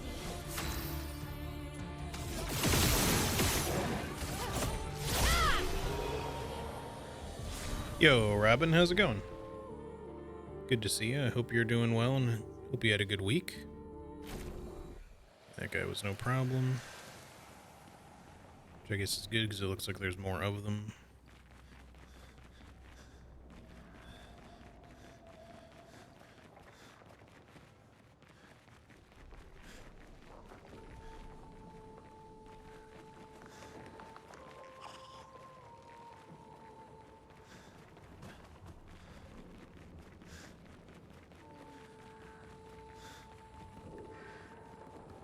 Would very much like it if this took me back to where I was trying to get to, but it's also going to annoy me a little bit because if it does, because I spent way too long looking for a different way there. It's a balloon. Usually the balloons mark progress, so I don't know about that. I'm so high up. I'm so high up. Well, we can fight you, so I guess we will. With Versu. Do not have friends. Thank you. Not to be mean, but I'm so tired of you guys insisting on a one-on-one fight when you won't actually do one-on-one with me, and you just have friends with you for no reason. Like their whole thing is like one-on-one battles. So I don't know why the devs are just like, whatever. This guy can have an extra dude with him or whatever, or two. It's like, what? It doesn't make any sense. Like it's not like I'm complaining about it being unfair or anything, but it's a little unfair. But it's more just that it doesn't make any sense. They complain the game is too easy, but then complain even more when their OP builds are rebalanced to not be able to steamroll the entire game. I get nerfed too, but I realize there has to be some balance of things. Yeah, don't get me wrong. You can be disappointed in certain things. Like, to get back onto what I was saying about Blizzard, you know, I played World of Warcraft for years, right? I think the majority of the community complains about something. The game then sure fixed the issue.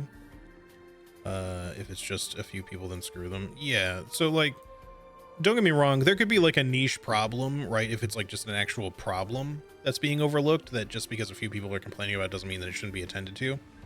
But if it's just like people are whining about something, like when you take Blizzard for example, specifically World of Warcraft, their player versus player stuff, when it came to like Battlegrounds, were okay because it was kind of a sort of team-based free-for-all a little bit, but their arenas sucked because it was basically like playing rock paper scissors with complete RNG. If you ran into the wrong class, not knowing what you were going to get, of course, but just whoever you got randomly queued up with, if you ran into the wrong group of people, you just weren't going to win, you know? Maybe if you were like one of the top players in the world, you could, like if you're just that good, but that also requires that you have like one of the best internet connections possible, which at the time I certainly didn't. But I was a really good, like my main was a rogue in World of Warcraft, you know, when arenas got introduced in the first expansion. And hang on one second, y'all, my roommate's here.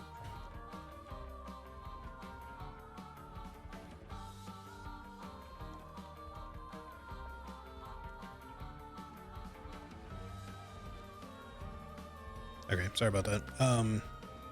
So, you know, there would be times like, not only was I pretty good at just the PvE stuff, I used to lead raids, I used to do all kinds of, you know, various content in that game, but I mostly avoided PvP because I wasn't bad at it. If I was just going to duel somebody or do a battlegrounds, I could usually excel pretty well because I knew what to do. And especially once they added the specialization thing where you could swap between multiple specs, it was nice there because I was like, well, I can have a PvP build and I can have a PvE build and I can switch between them.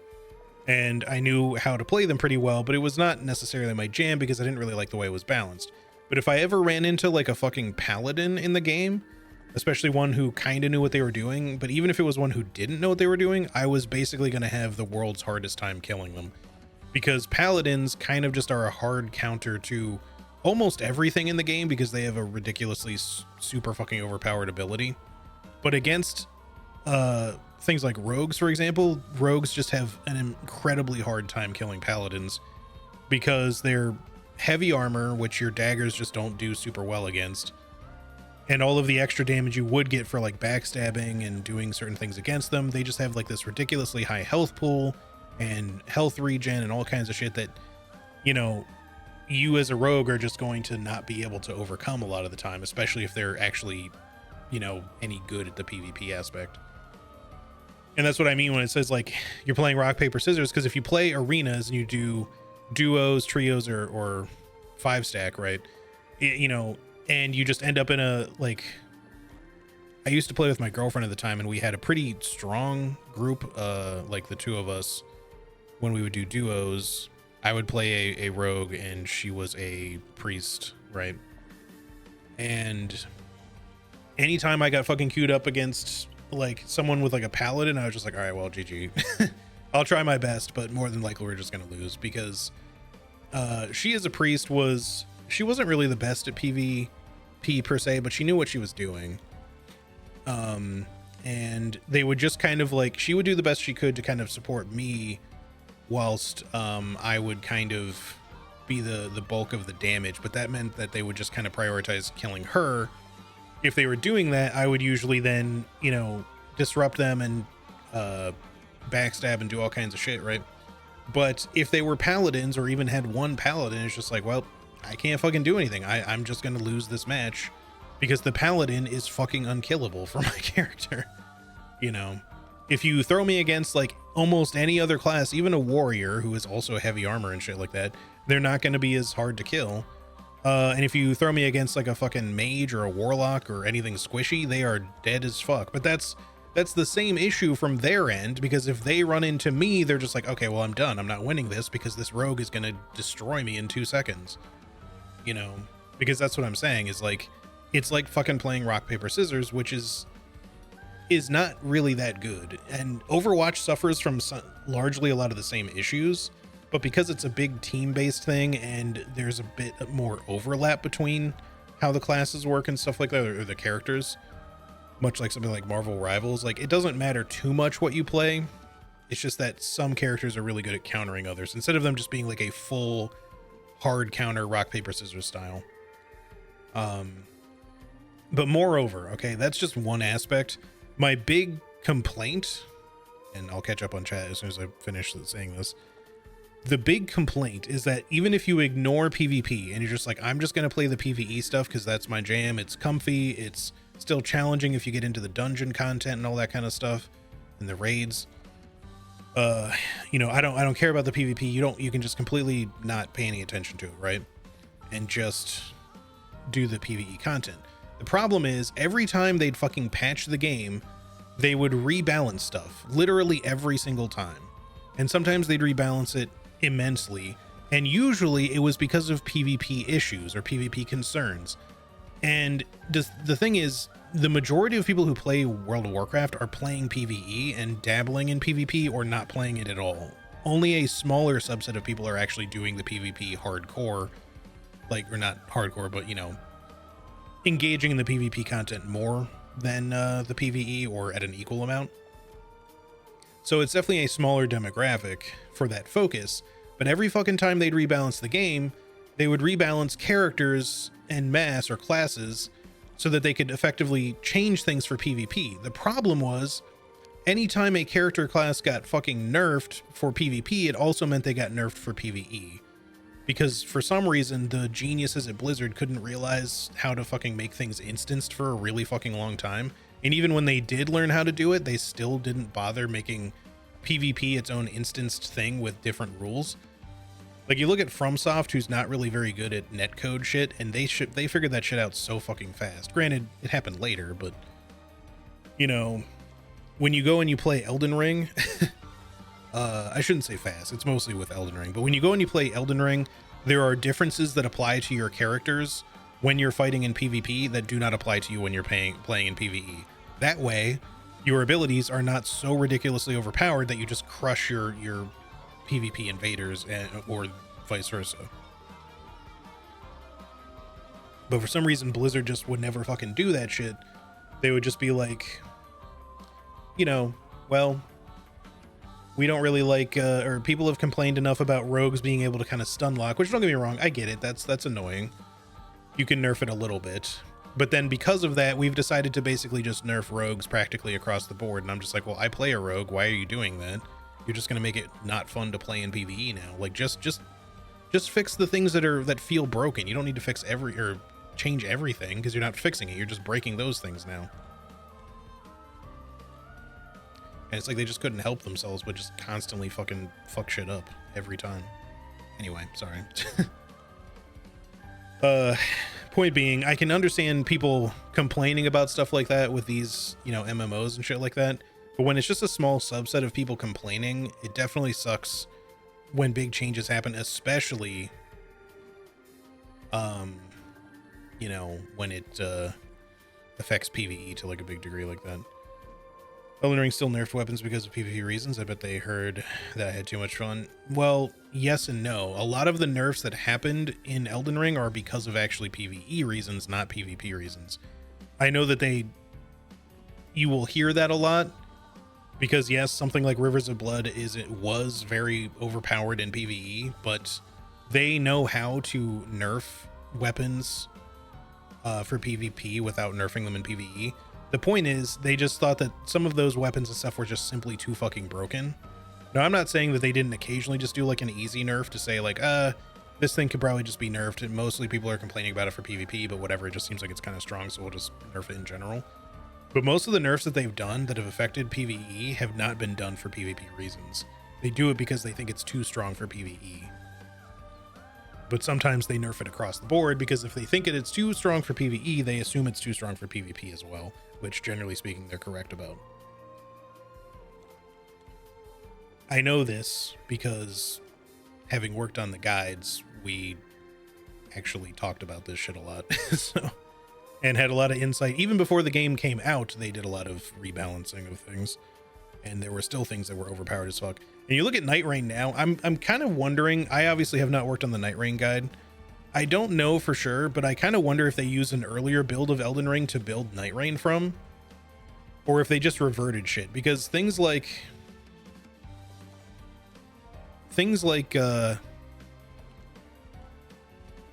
Carrion Slicer, Rivers of Blood, Hoarfrost Stomp, etc., all those things that used to be overpowered that they nerfed seem to kind of not be nerfed in Night Rain. They still seem really strong. Now, obviously things are balanced differently in the game, so it may just be that that's just the way it is.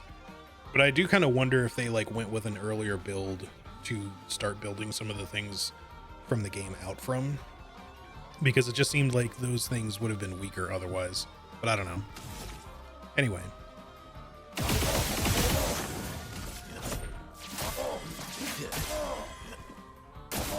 Just try it. Oops, it's way too early. Damn it, why is everything you do so fucking slow? Okay.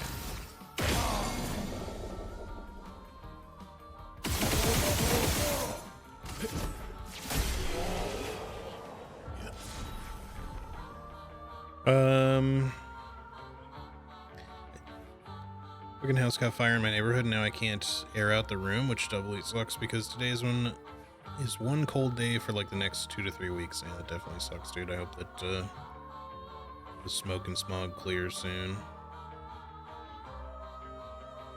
And yeah, I hope everybody is more or less okay. If it's issues that hit, say, a few different types of hardware, then sure, but I can understand wanting it to be fixed. If a handful of people want a mechanic of the game changed and the rest of the community doesn't want that, then don't. Yeah, I pretty much agree with you. I understand there being issues with specific hardware, as I've seen myself. Yeah, for sure. Remember my days as a troll rogue grinding the arena back in Wrath of the Lich King for the Horde? Yeah, I played arena some in Wrath of the Lich King, but I just got kind of fed up with it. Like, we played it a lot, actually, but eventually I just kind of got really tired of arenas and just went back to doing Battlegrounds when I was doing anything PvP related. I'm high. Tires, so. He has a fucking pipe wrench? Okay. That's kind of funny. I shouldn't buy it because it's probably not going to be that useful, but like, why can't you have Lumina, dude? Yeah, I'm glad you have more Pictos, but this is more shit that's just so expensive. Immune to Blight, if applied defenseless on break, 15% of a grading charge when hitting a weakness once per turn. That's definitely something I really want. 15% increased damage for each status effect on self. Maybe. Let's take charging weakness. We have another charging thing. And I guess exposing break. And we just have this upgrade we'll probably want, maybe, but otherwise 2 others we need to buy at some point. Bye-bye. Okay, hold on. It's not especially high level, right? Wait. Oh, wait, this is a Verso weapon? I don't know why I thought it was a Minoko one, but gain 1 rank on applying mark. Mark an enemy on base attack. Apply powerless on marking an enemy. That's really funny. He's got a fucking hammer and a pipe wrench. Okay. We're probably not going to use it, but that is really neat. I still like to collect all the weapons anyway. It's just at some point I might have to try to figure out a way to like farm up chroma. Right, I think the balloon is maybe progress. Let's go back the other way. Just to see.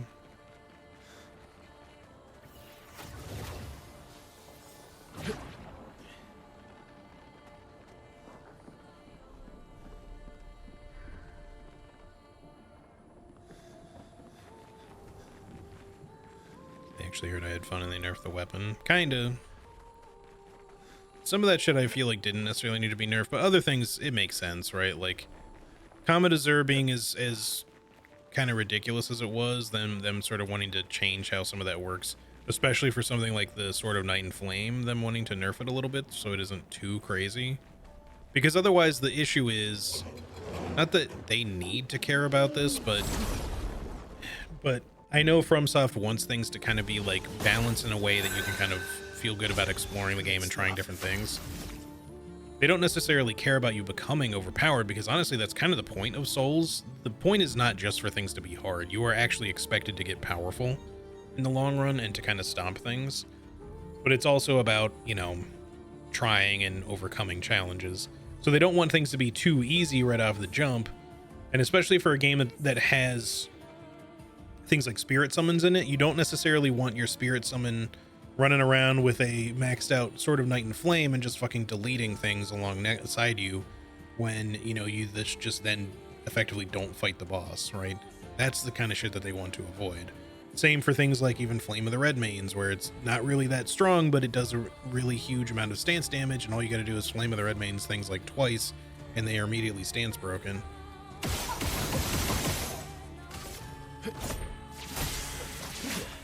Like that's pretty big.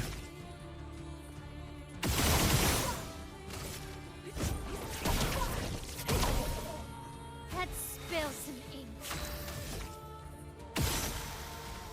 Nobody's gonna get a bonus turn here, which sucks, but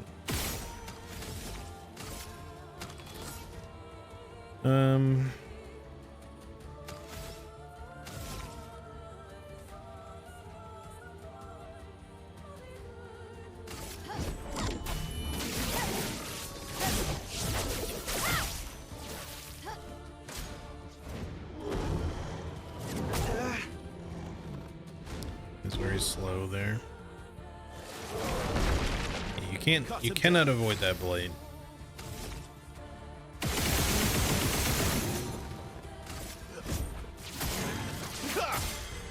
Good. I still feel like that should break you, man.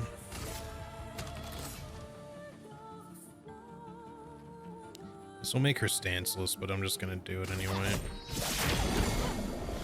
That's better. Because then we can do Gustav's Homage.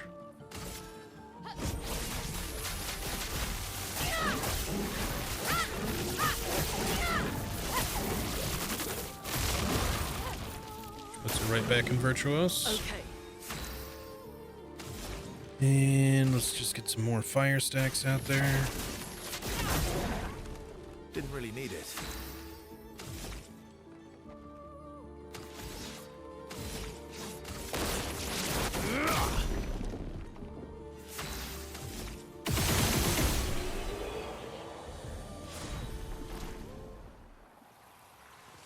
Okay.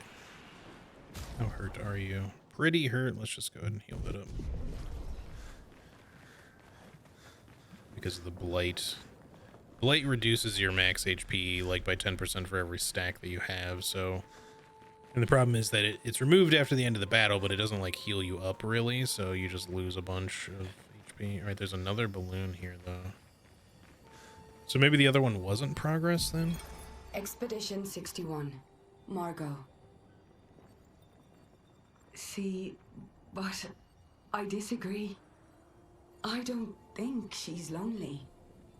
She's alone, but she's not lonely. They clearly have some sort of society here, and she's the odd one out. Well, except for her co-conspirator in the workshop. I've never seen creatures fighting amongst themselves before. I admit I'm impressed by her creativity and drive. I feel almost like a traitor for saying it. But there's something about her. You can't help but want her to reach the sky. Maybe the other balloon will take us back down, because this one's probably going to go up. And obviously they should just go up, but maybe the other one will take us down to where that other platform was that we couldn't reach before. Either way, there's two, so we should check them both. But I think there might have also been something over here. Yeah, because there was that thingy.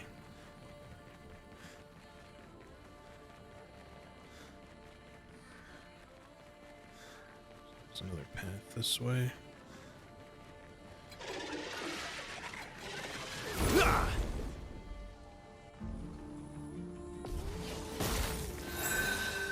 Didn't really need it.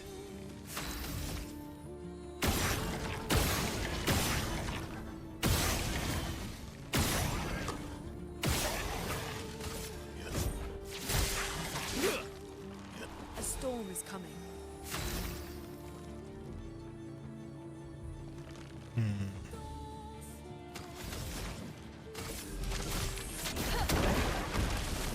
Finesse and That was not grace. worth it. That did barely built any break on you at all.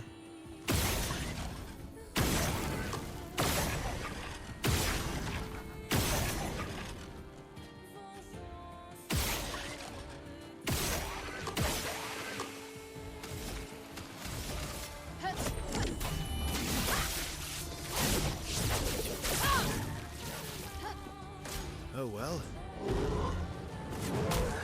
I was super late last time, so I was just really preemptive that time. Time to end this.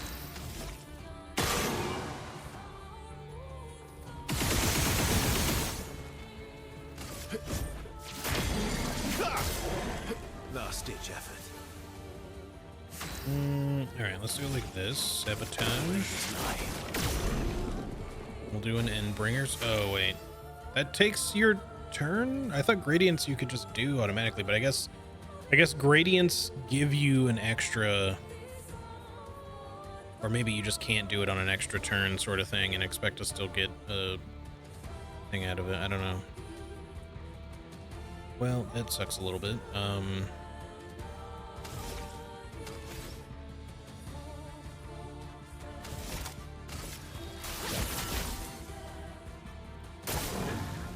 Chroma is flowing.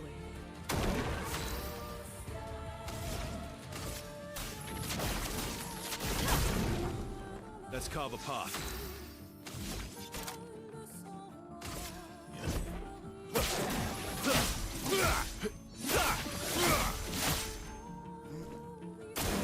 Careful, Verso. Okay. I died, and I think I had death bomb on him or something. I feel like I would have parried that successfully, but he did the other parry, or the other attack, not the first one. So I was like ready for the other timing. Okay, does this just go back up to the other one? I didn't see a light rope there before, but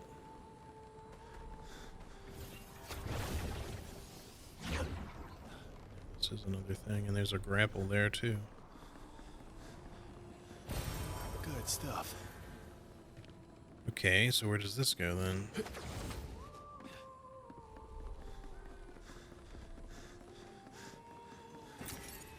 Oh, okay. That's how you get to that thing. Cool. Alright, but then there was still more down here. I think. Obviously there's the other balloon, but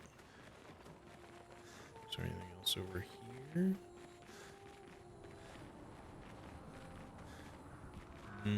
I guess not. Okay, well then to the balloon then. To the lower balloon. In the patch notes comments, I'm seeing things like people saying they'll stop playing because they're going to nerf the damage of the Gatling plasma a couple points per shot. It's one of the best weapons in the game. Such a small nerf would have minimal effects on combat. I get people being upset like that their favorite weapon or whatever, or again if it's kind of an OP weapon is being nerfed, but again, like, just try using something else, I guess, instead of just the meta weapon, right? Like, that's the thing, is like developers sometimes are, they just want to try to avoid having things becoming too meta locked, because then that's all people fucking use and nobody wants any fucking variety, and it just makes the game seem stale. And sure, if people are having fun with that, then it's not necessarily something that needs to be changed, but again, from a creative standpoint, from a developer standpoint, I don't know if you would want a game that you're making to feel stale in that regard. It's kind of a hard judgment to make, because you're just kind of like, well, I don't want to change it if people are having fun, but, if everyone's rocking up to the fucking raid bosses using the exact same one or two weapons, then maybe we should be adding more variety so people will, in the long run, want to use different weapons, and therefore they can talk to each other about the cool different builds that they've come up with, instead of just saying, how's your Gatling gun, Steve? Oh, my Gatling gun's just fine. How about yours?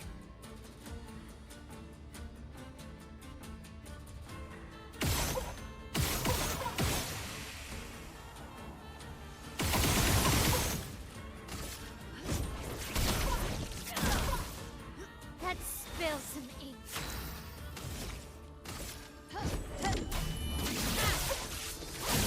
Damn it, I wanted my free turn, but this is the only instance where I'm like complaining about Mile doing too much damage. I parried. I don't know why that didn't. Okay. I just feel like I'm really like bad at parrying today. I don't know why. I just can't seem to get the timings down.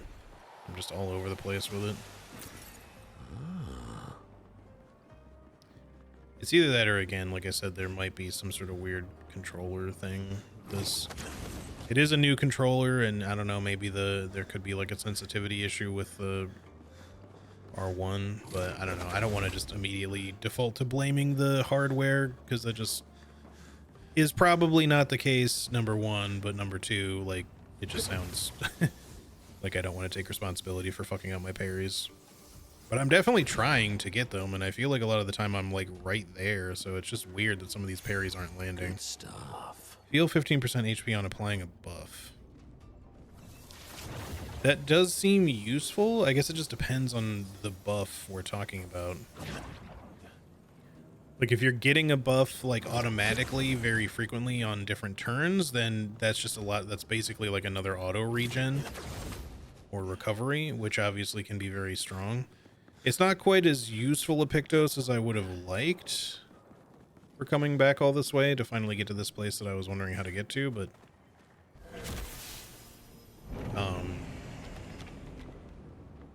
it's still potentially good. People are soloing the raid bosses in seconds with that weapon at the moment, which isn't reasonable at all, in my opinion. Yeah, I mean, like, if the game is supposed to be balanced for you to be doing raid bosses in a group and not solo, then obviously it would make sense to nerf some stuff like that.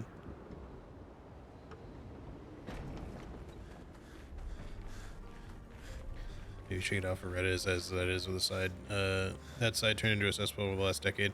That's what I'm saying, is like social media in general. Like, I still think Reddit is in a lot of ways, depending on where you are on Reddit, can be better than places like Twitter by a long shot, because Twitter is just a barely functional, like, bot haven full of toxicity. But unfortunately, yeah, depending on where you go, there's some really nasty shit on Reddit too. It's just that there's at least some subreddits that are like okay and even informational or just chill. But yeah, it's really hard to escape, you know, people just being stupid, of course. No, better than Twitter is definitely not a high bar, that's true. But my point being that there's kind of not really any good social media anymore, except for basically kind of like platforms like this, I guess you could kind of say. And they're still not necessarily great. Like, there's still plenty of bullshit on these, but at least, like, you can find channels, streams, etc., communities that are decent, you know?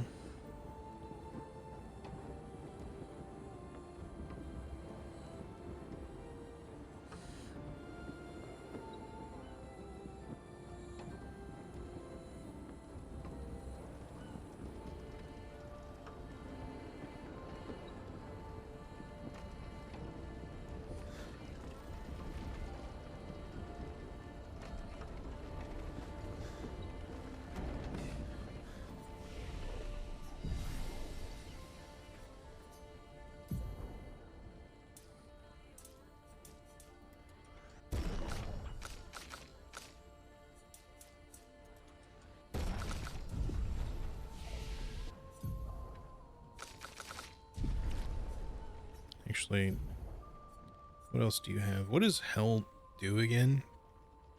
Deals very, very high fire damage that applies 5 burn per hit to all enemies. 2 hits deals self damage if failed. I feel like I might want this and maybe to replace Fire Rage with. I thought Fire Rage would be cooler, but it actually kind of seems just sort of mediocre. And it doesn't apply burn, which kind of makes me like, eh.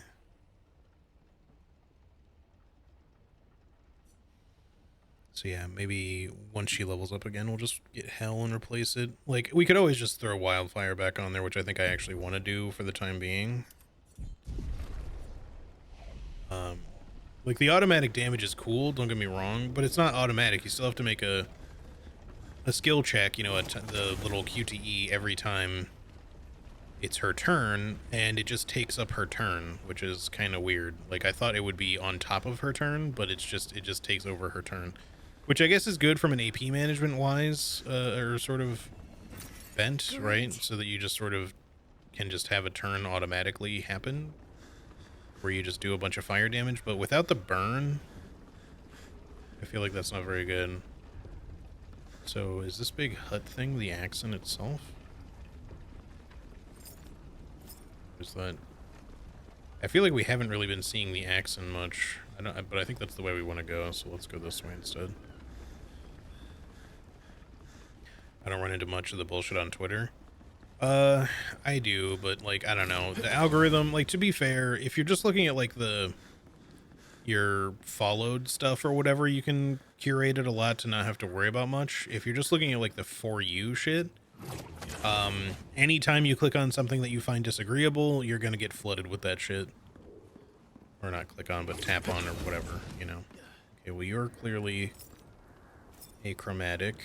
Let's see if we can just save it here so I don't have to go all the way back. Okay. So it's one of the Hammer Boys, but he has wings.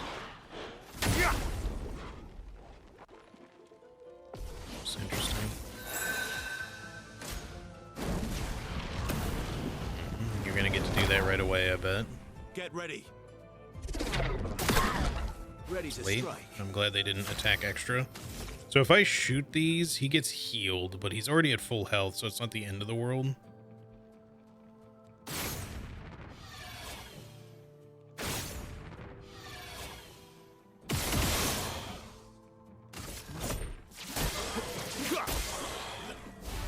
I don't know if they disappear if you break him, maybe. That would be nice if so.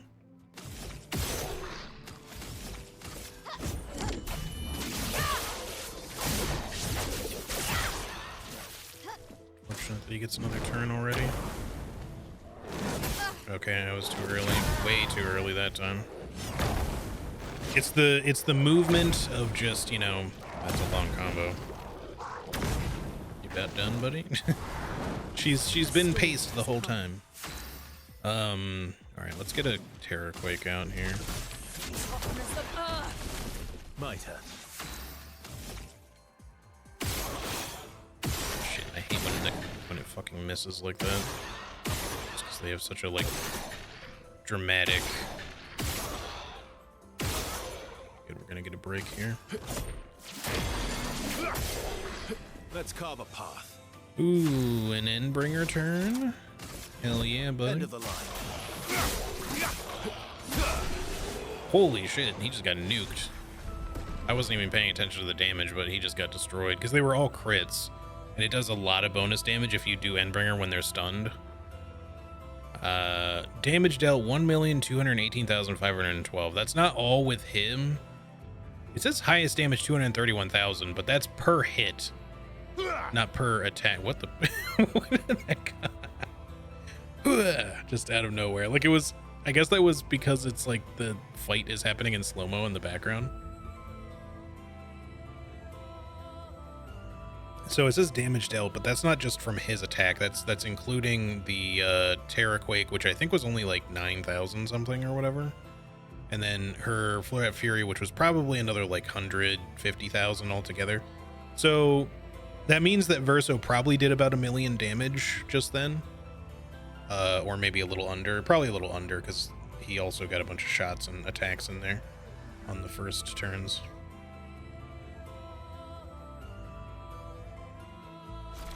Anyway, how's it going, NRD? I hope you're doing well. Got an upgrade to Bracellum. Is that any good for you at this point? Probably not really,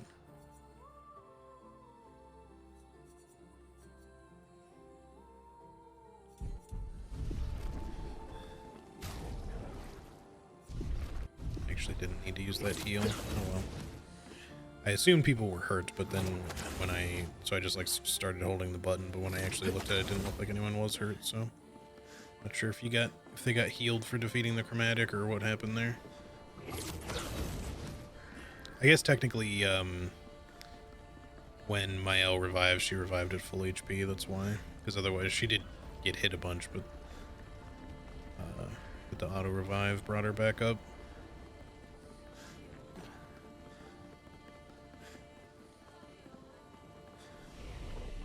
Just rest here and get our elixir back in case we need it. And another upgrade for you. Should we just do like a... Nah. Take all of that stuff. We just need her to level up so we get that one more skill point. Wait, do we have any Lumina? We might have some. We have 7, so we could put... Who needs it? Okay, hold on. Let me look at abilities here. Luna's the one I think we were gonna do next. I just need to see what it is she needs, because she has charging counter on. I guess we want to give her charging attack, so she at least has that. Ideally, we want her to have charging mark. I mean, we could give her all 7 and she can afford charging mark, because she's not always going to be doing base attacks. So charging mark, if a target is marked, we'll let her do a bunch of charge.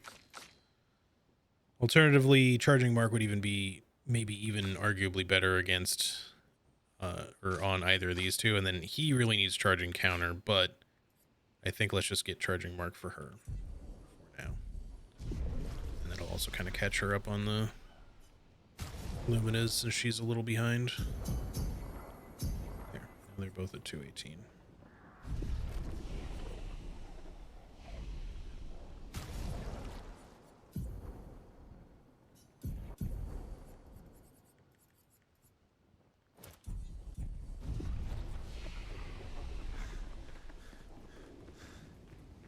Ooh.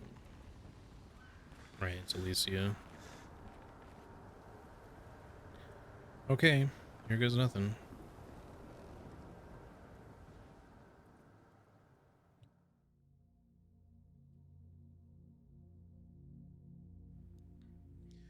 Twitter, I find there are times I can only find people I follow by checking the For You. Maybe for me, I like to argue that I don't see much of it, and I tend to just block anyone that has MAGA in their bio. I don't really block people much. I do sometimes mute certain accounts, but honestly, the bot shit got so crazy on there, I just didn't bother after a while. I just ignore a lot of shit. But I'm going on Twitter less and less these days, because it's just become such a shit site. I was going to transfer all my shit over to Blue Sky, but I just haven't really bothered. I made an account over there, but I just really haven't been using it, because frankly, like, all that variety of social media just hasn't really been hitting lately. Not that it ever really did, but it was kind of nice to like keep up with the news and stuff, which I still check them for, but I just don't give a shit about people's fucking dumbass opinions, especially since more than half the posts on Twitter are just like rage bait bullshit anyway, or engagement bait.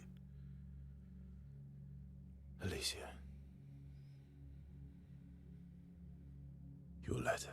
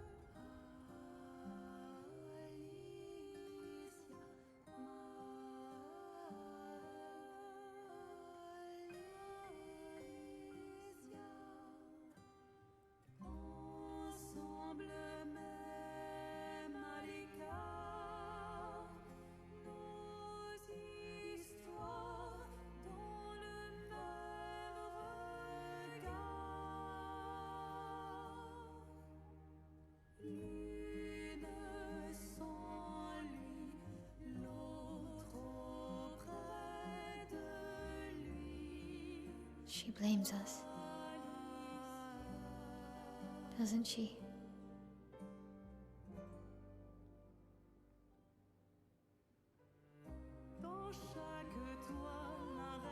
You didn't deserve that.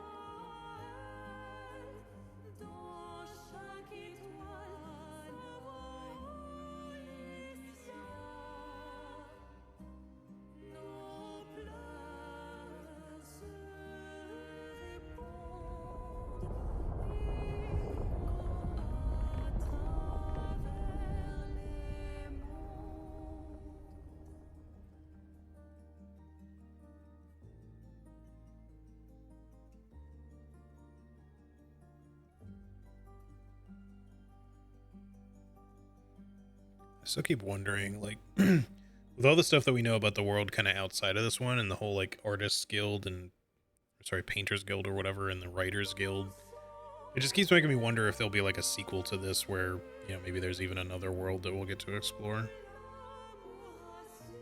or to deal with anything outside of this. To learn, we might learn more about how the fire was caused, like how Alicia was tricked by the writers guild. But obviously this game has been great. Like, I would still love a sequel regardless. I just don't know how the story's going to wrap up yet, of course, so we shall see.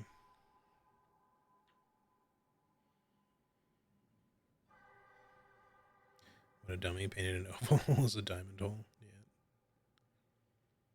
Artistic interpretation or something.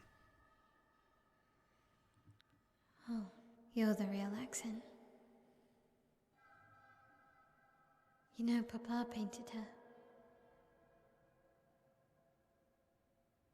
So, you know who she represents?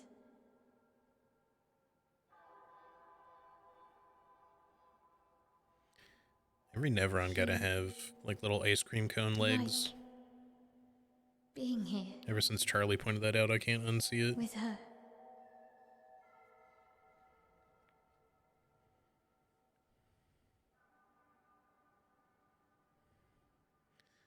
Scene probably would have hit different if I had any clue what was going on to the start of Chapter 2. Well, you got some catching up to do, I guess. Because we're in Act 3. And a lot has happened. Alright, so are we just Mael versus Alicia here?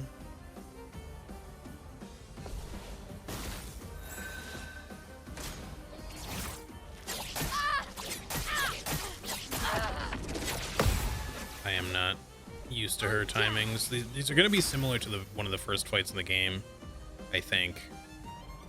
But it's going to be tricky.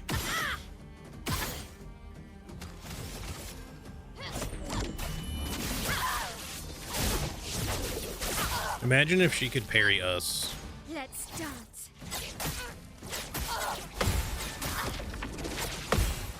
Right, slowly getting a little bit better at it, but I'm gonna need to. Some of the attacks are hard to read. Right, she is auto healing, but I might need to throw a heal out. But that's gonna. She has an auto revive. Let's just use our skill one more time.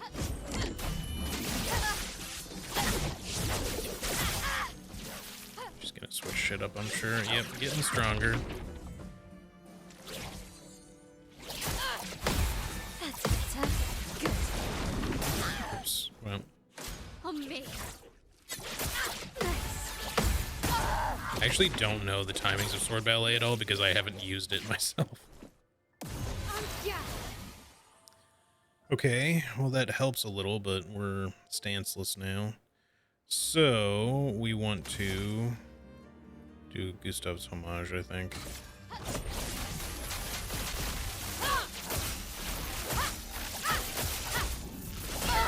Sorry, Alicia, you got robbed by auto revive, but or second chance, but Lithium.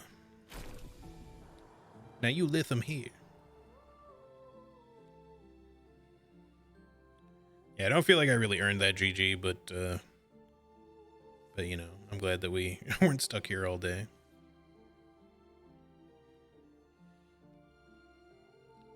Just because, like, I'm used to attacking with my L, but not actually, like, bothering to learn her attack timings. The Virtuose Strike, whatever the fuck it was called, the first couple of times she did that combo like that, that is something that I think Mael does in the very beginning of the game when you have the chance to fight her during the festival with Gustav. So it's not like I've never seen and had to parry that before, but you know, it's been the entire game, so haven't seen it in forever.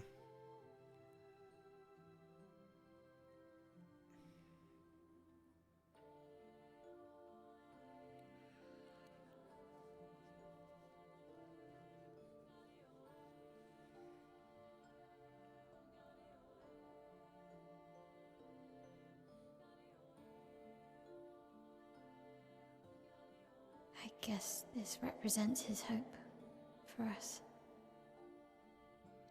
Sometimes you gotta beat someone up with your weapon to become friends. For me, Absolutely.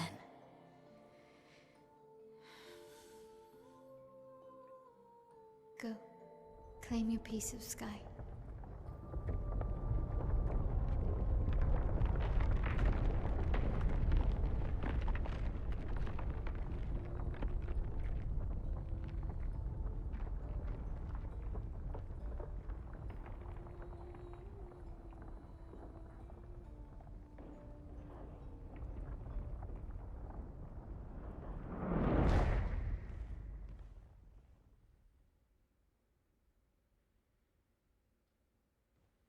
We both deserve to fly. Let me give you a new beginning.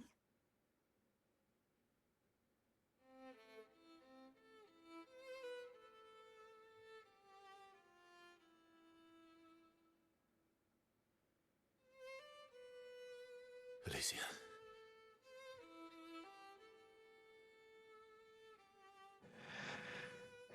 Send me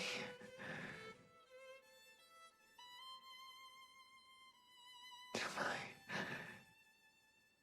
family.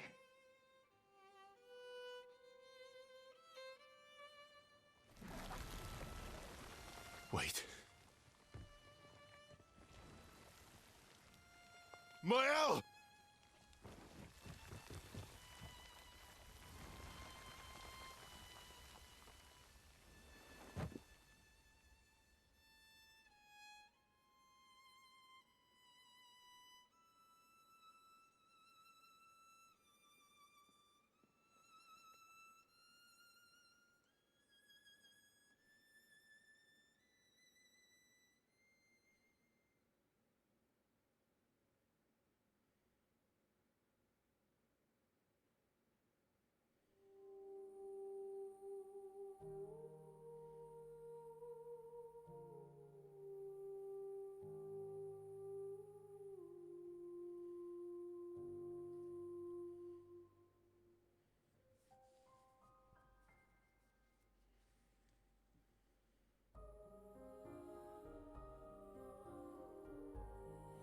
She gamaged herself. Well, she gamaged the painted version of her, which is not really even the real version of her, just like Verso is not the real version of Verso, but he is the only Verso that exists at this point since the real one is dead.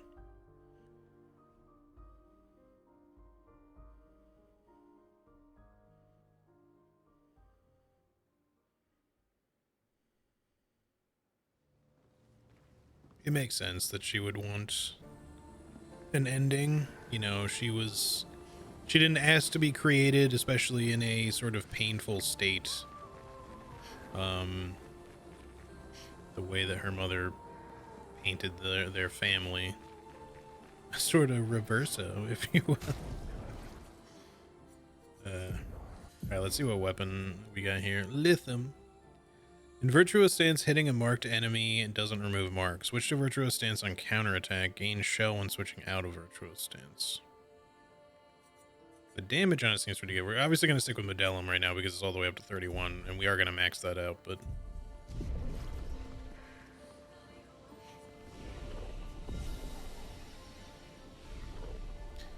Alright. I guess that's it for this place.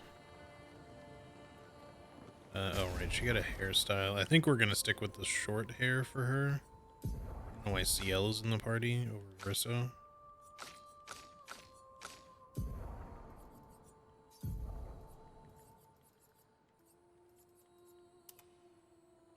It's the hair that her painted version has had.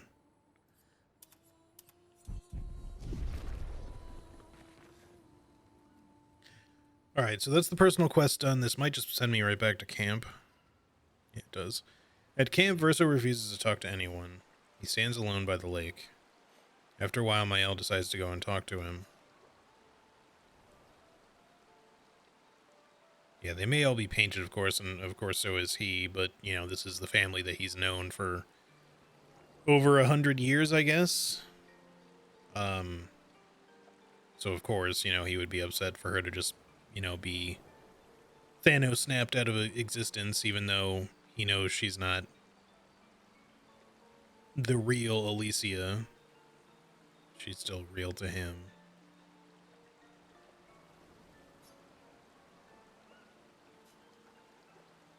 I'm sorry. It's what she wanted. She was also... I owed her that much. We owed her that much. She was also kind of technically the only family he still had here, in terms of the family he knew, because certainly Mael is also the real Alicia from the real world, but that's not technically his real sister, since he's a creation within the painting, and the whole rest of his family is gone. The paintress was his mother, who was in here, although technically not his mother, because again, that's the real Aline who was in here. It doesn't seem like Aline ever made like a copy of herself in the painting. It's hard to say. Also not too sure about Clea, if she was just in here visiting, and she didn't have a painted version or not. Because it seemed like she was here like years and years ago, but she may not have been a painted version.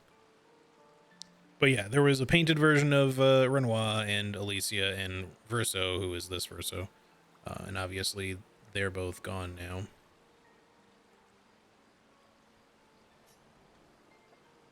And if there was a painted version of Clea, she is either somewhere else we haven't been yet, or she's dead. Because we know the real version of Clea, supposedly anyway, still is outside the painting at this point. I honored her wishes. That's something neither you nor Renoir ever did. And not Maman either. Now I'm kind of understanding, too, why in the past they would refer sometimes to Renoir, and Papa by, like, it's the same guy, sort of, but also not the same guy. Like Renoir's who she says when she's referring to the painted version of him, and Papa when she's actually talking about her real father. I didn't get to say goodbye. You didn't wait. You didn't give me a chance to persuade her. She knew what she wanted. You wouldn't have been able to sway her. She's not you. You don't know that. I know her better than you do. But you didn't even give me the chance to try. You just erased her. Verso. You've lost two brothers. You know what it's like to lose your sibling and never get the chance to say goodbye.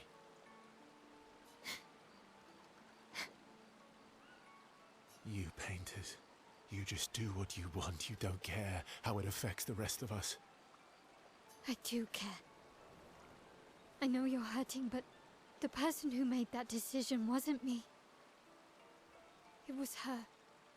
Would have been wrong to deny her just so you could try and talk her out of her decision. She's the last of my family. I have no one left now. You have me. You have us. Mael,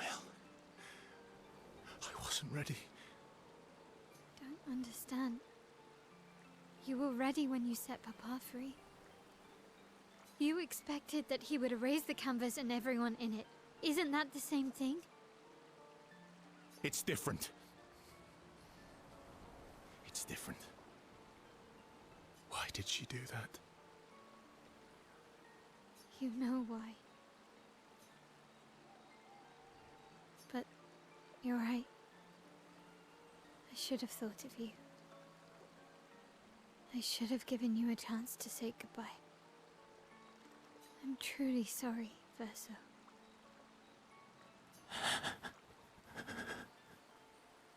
At least she's free now. Despite his frustration, Verso understands Mael's words. He appreciates that Mael is honest with him. And Mael empathizes deeply with Verso. Mael and Verso feel closer to each other. So she should be at 6, and then I think we will maybe have the chance to talk to her one more time.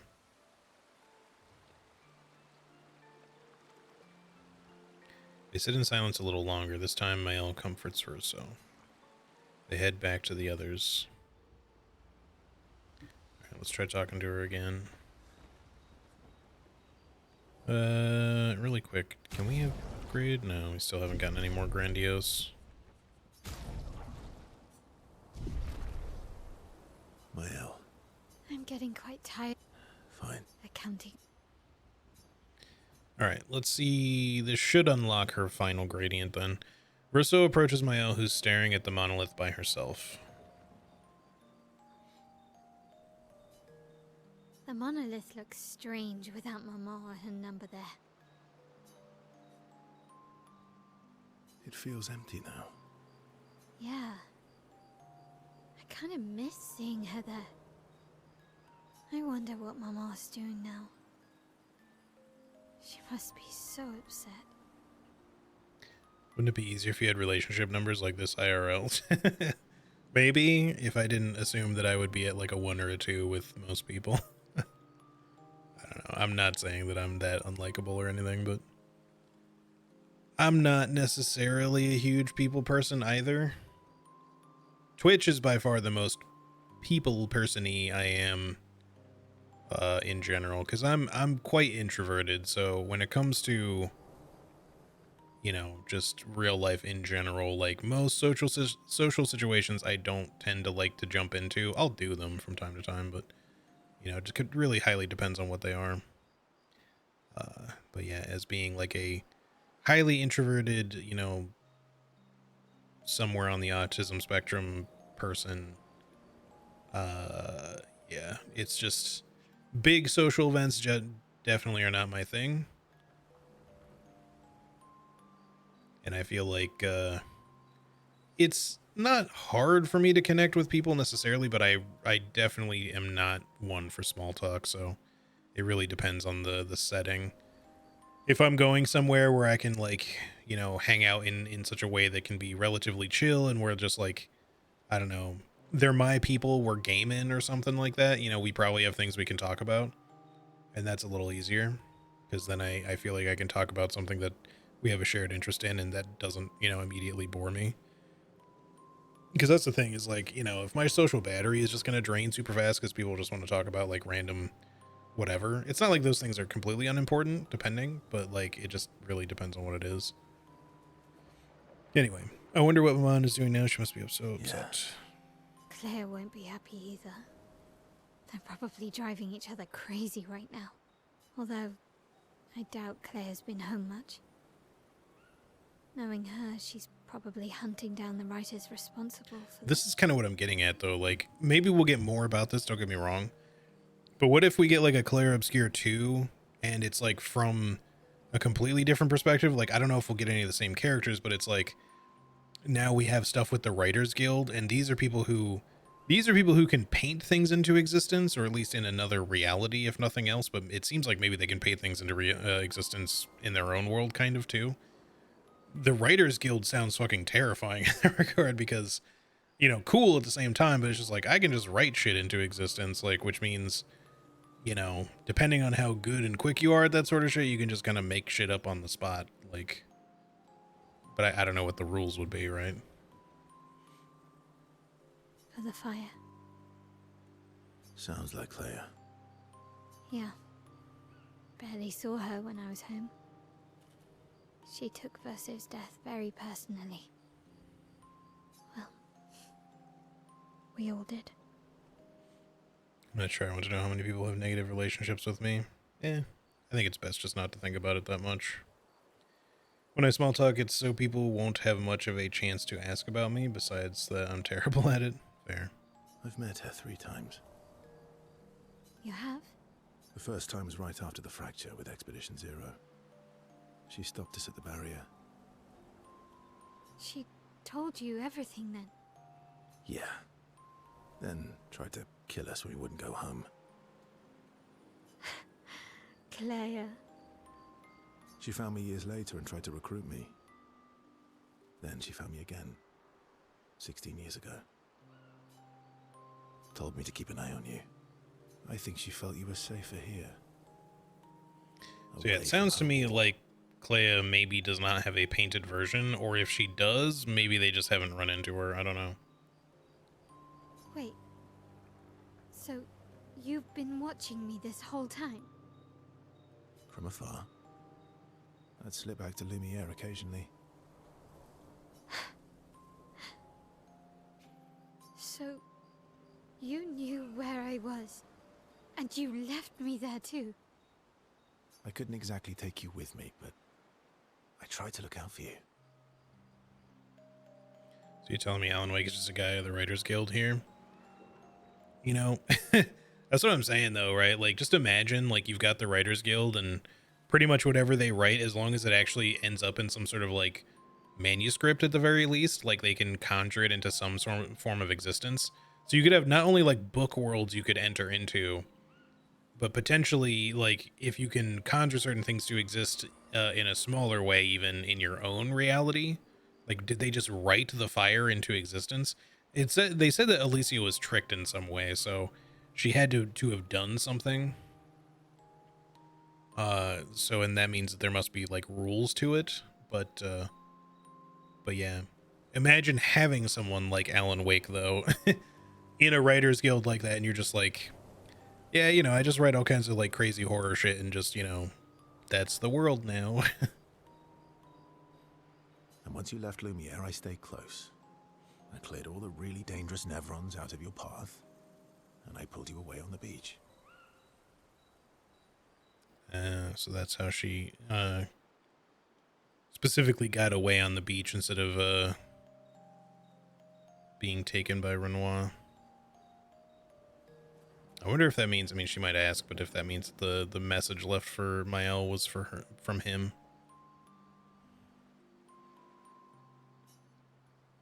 But you also let Renoir kill the rest of the expedition. You didn't help them. There were too many of them to save. I need to ask you something. What? You wouldn't lie to me, right? I think we're well past that.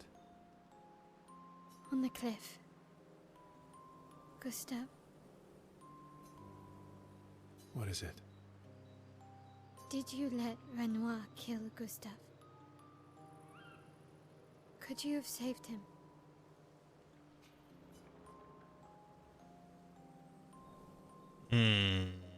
This is rough for me. Because I don't want to lie to her. I'm worried that we're not going to get her final gradient. Maybe it doesn't matter. But it seems kind of shitty that he could have saved Gustav. I'm actually surprised that that's the truth and that you just have the option to say this here. Because, yeah, I'm not sure why he would have just let Gustav die, frankly. I'm sure he had a reason, but I just don't know what the reason would be.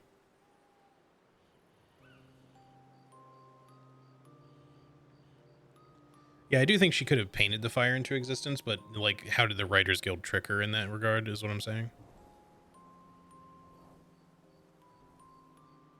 Seem to be a hit or miss when it comes to likability, although that probably goes for most people. Well, yeah, it does.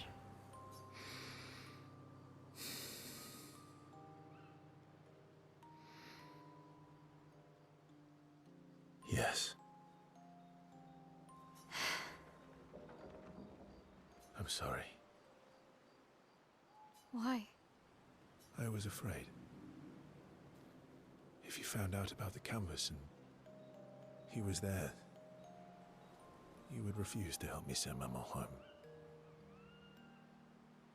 So, you let him die? I did.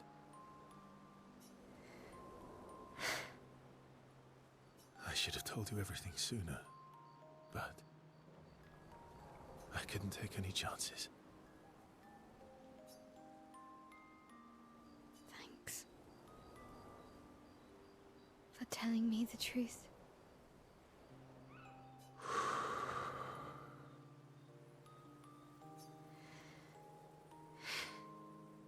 Yeah. It looks bland without a number. You're a paintress? Paint something. How about, Papa, you go home? Well, she's taken that news rather well, considering. I mean, I guess she understands where Verso's coming from, but it definitely has to sting to learn that he could have saved Gustav and just let him die. But I still really feel like we're probably going to get Gustav back. I just don't know if it'll happen at the very end of things or what. Catchy. Come on, let's do it. Mael and Verso's bond is now unbreakable. Forged in truth. Okay. Feel like I made the right choice.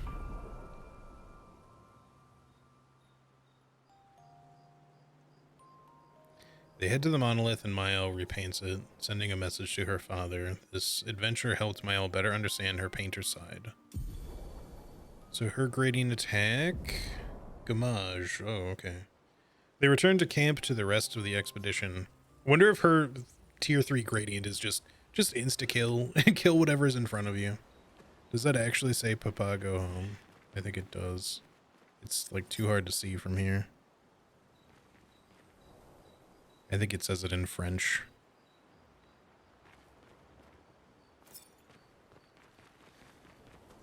All right, well, I think we've spoken to everyone. Let me look at her new skill and see what the deal is with it. Kills weak targets, otherwise deals extreme void damage 1 hit. Okay. I'm sure it's a lot of damage. That's pretty cool. So everybody's got their full gradients. That's awesome. We're still waiting. I haven't found the final lost gestural, right? I just want to make sure nothing somehow counted as that. 'Cause I don't know where I'm supposed to find this guy. Yeah, we're still looking for one. He's probably just around the world somewhere. I don't want to look it up, but depending on if we don't find him, like, in a location somewhere, or if I just missed him, I don't know, but... Alright, let's go to sleep. Oh, Papa. Ooh, Papa. Alright, so the Reacher was kind of a long area, actually. I was not expecting it to take that long. Flap, flap, flap. Flashing through the sky. We don't have tons of time left, so I do want to kind of, like, see just kind of what we can do. There's Renoir's drafts, but this is, like, an extra difficult area. Or, well, we assume so. Oops, wrong button. I kind of want to come back to the Sunless Cliffs and see if I can kill this mime with Verso now that he's a bit stronger and stuff. He still doesn't have a lot of HP, and I still have to, like, perfect parry everything. But I kind of want to give it a try.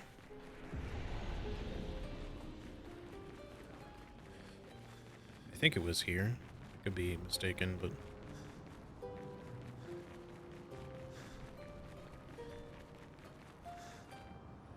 yeah, there was nothing on this side.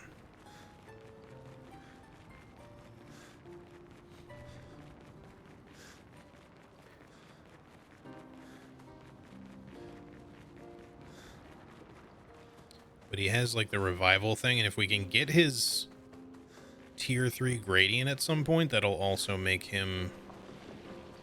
There's another thing we should actually, like, contend with his Luminas, because we might want to just put, like, stuff like all the solo shit on, like the Last Stand crit.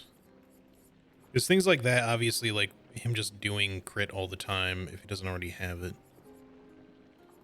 Let's see...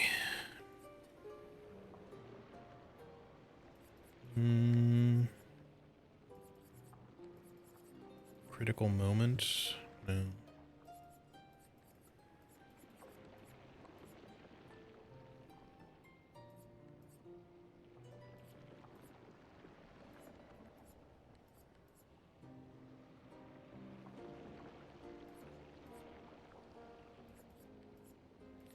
So yeah, Last Stand critical, you just always crit when fighting alone. Only costs 3 too, which is pretty fucking strong. What was the other thing I had that was like always crit? It was critical vulnerability, but we don't really need that. No, it's not. It's critical stun. We don't need critical stun if we always crit while we're alone, so we can take that off temporarily for this fight. And is that it? I feel like there should be more.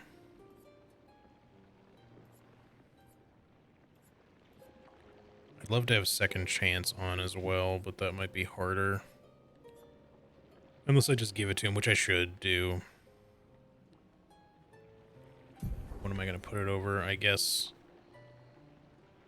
recovery. We don't really need the health on turn start because he just one-shots me. So yeah, just take second chance off of her temporarily and put it here. So we have one revive at least by default.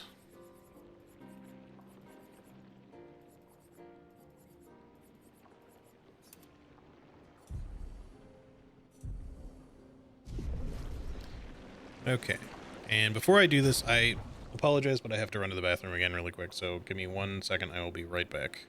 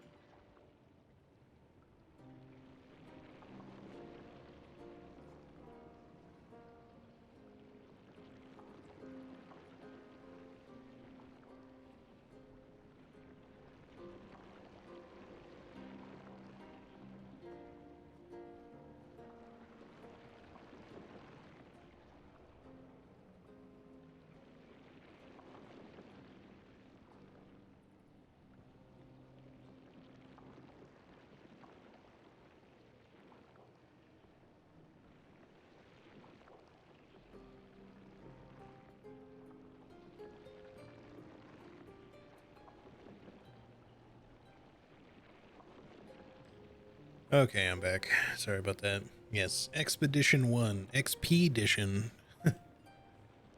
Alright, let's give this shit a try.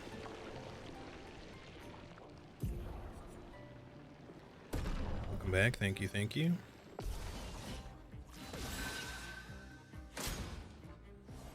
I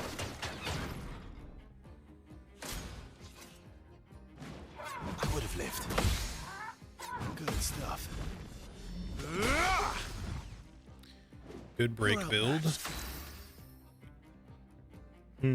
I wonder if it would be good just to do like an Endbringer right away, but probably not, but let's just do it. End of the line.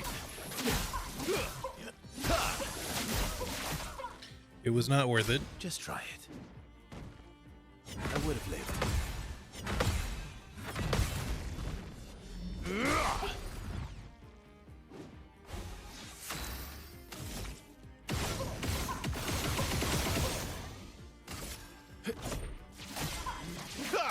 I don't think it really matters. Oh well. That's better. I would have lived. Okay, he's ready to break, but he gets another turn, which sucks.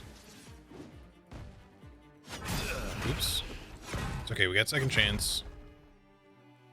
But he still has a ton of HP even after we break him here. It's gonna suck a little bit.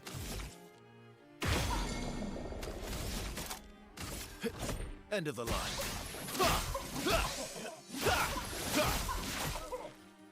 We did over 1 million damage to him just now, and we get an extra turn, which is sick. So we could immediately sabotage while he's stunned for a bunch of damage. But maybe we should try to build for Angel Eyes. I think that might be the better play. Or at least a striker.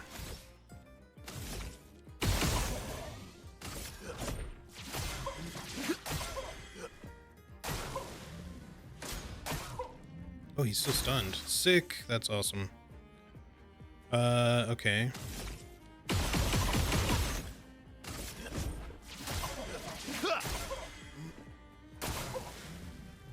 Oh well. Good stuff.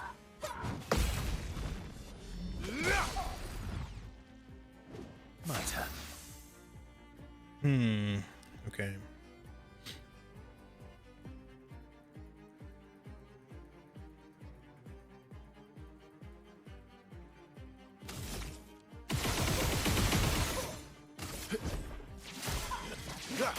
We still just do not build break very fast. I would have lived. How is that? Okay, well, I hate that I got silenced. Really need it.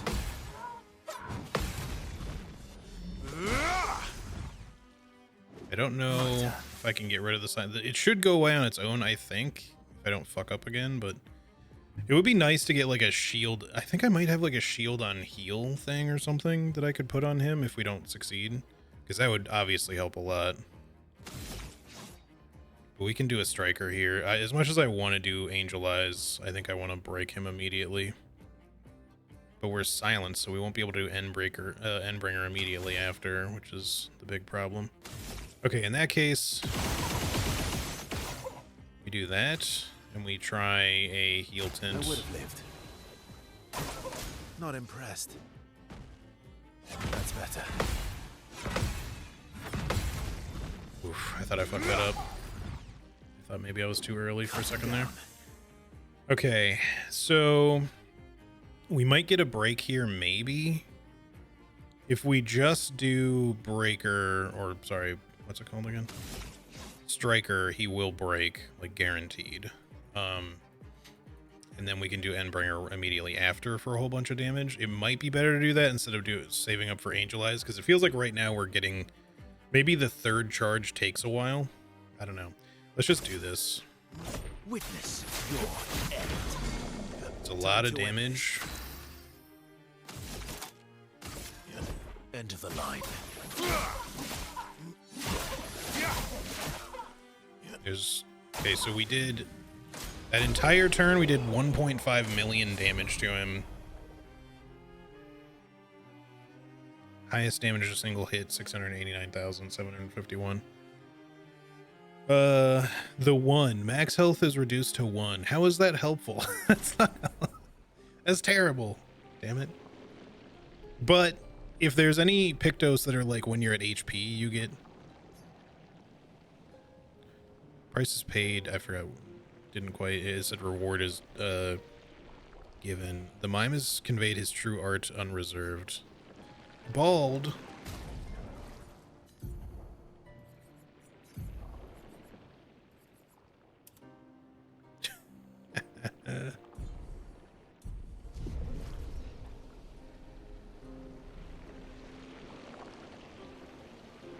It's the me after character creation every time.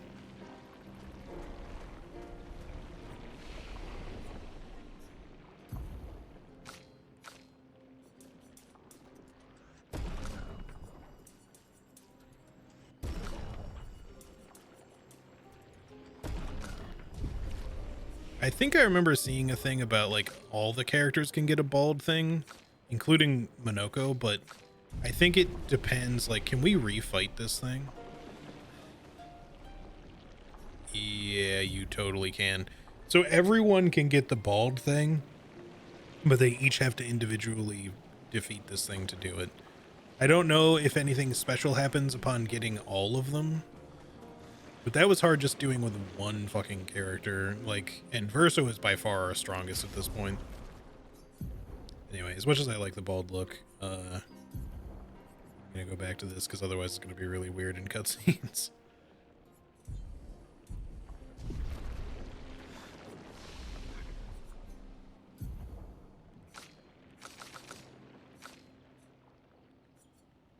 This was burning canvas. Deals high single target void damage, 5 hits, applies 1 burn, damage increase burn on the target.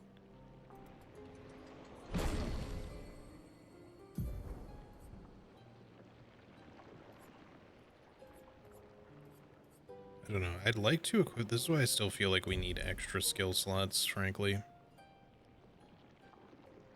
Cutscene's gonna be shaved scenes. You see what I did? Yeah.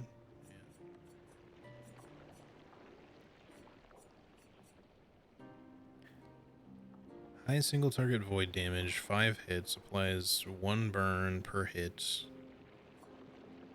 I think we just stick with Phantom Strike for now, but I still wanted to learn it anyway. Okay. And then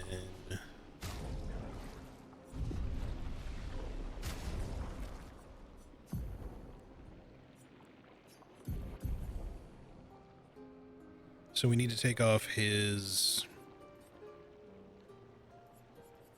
second chance we have to take back off, but last stand critical. We put critical stun back on.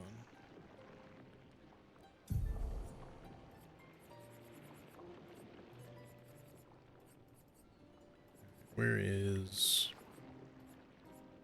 recovery? But yeah, the 1 max health reduced to 1. Your crit rate goes up 108% though.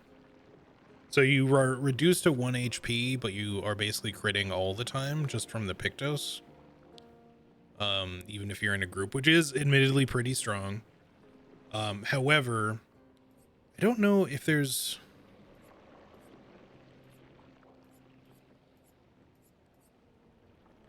any like high HP Pictos synergies, because there's ones that are like when you fall below 50% or 30% HP or something like that.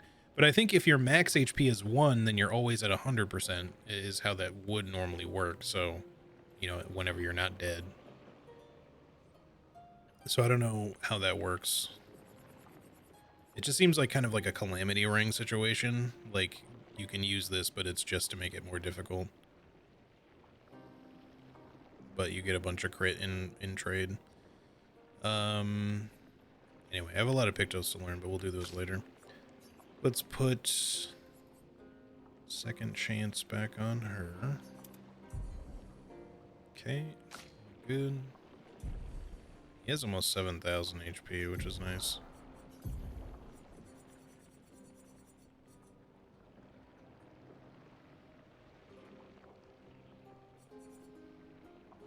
Oh yeah, I wanted to look. Don't I have like a shielding heal or something like that?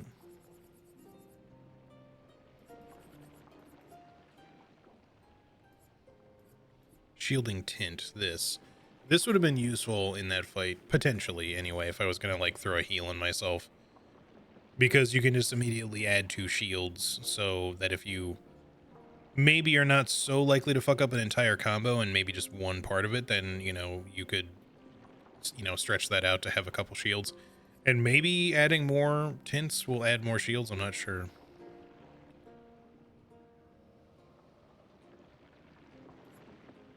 I don't know. Anyway, I guess we'll come back here later if I feel like getting the bald look for everybody. It would really be funny to get it with Minoko, because I'm pretty sure his will look extra silly. But I don't want to like try to farm that out right now, because that's gonna take a while, and obviously that fight is pretty difficult. Even with our strongest character, that was taking a while. I'm just glad we were able to do it at least the once. But yeah, maybe you get a cool reward for each one you do instead of just the one. It's not just the bald thing after that. So I'd at least like to maybe try it with another character later. All right, so I also kind of want to, at this point, maybe come back and kill that guy we were trying to fight at the very beginning of the stream, since we don't have a ton of time left. I'm pretty much already over. No, I'm not over time just yet, but we're getting there.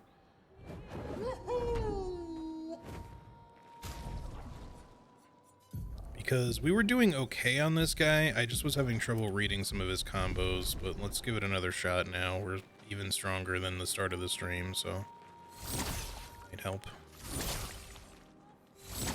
Come on, buddy.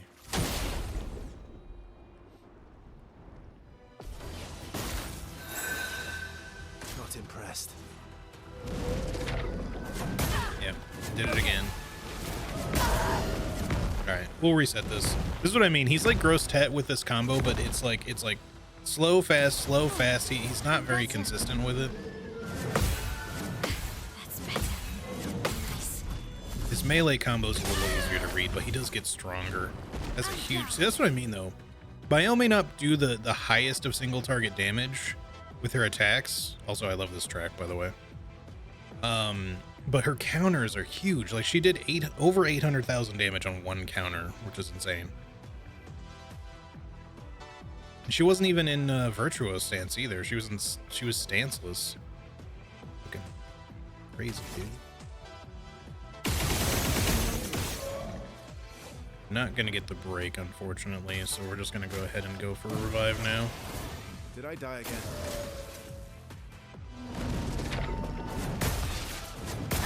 What? Okay, it's just fucking me up, dude. Like, that one, I feel like the second one should have worked, though. Like, I'm not saying we shouldn't have died there. Because I keep preemptively parrying too quickly. Just gotta get the rhythm down. But that second one, I could swear was like right when he bounced, so I don't know why it didn't work. One of those should have succeeded. Like, he doesn't seem that hard. We just need to not screw up the fucking stupid jump. Because, like I said, his melee attack isn't too terrible. Please survive. I would have lived. I would have lived. Good stuff. Didn't really need it. Didn't really need it. It's like later than you think it is. I'm ready. Okay. I was a little early or late on that, not sure which.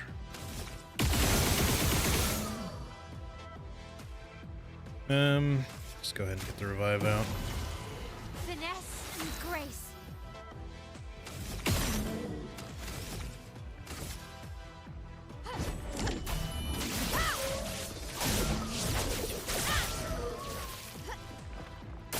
Bring it on. I would have lived. That's better. That's better. Good stuff. Ready to go. Let's keep going. Okay, good break damage. So much potential. We should still Terra Quake. Ready to parry. What the I swear, man, like, it just seems like sometimes the shit just is not coming out consistently. You might be able to get a break here.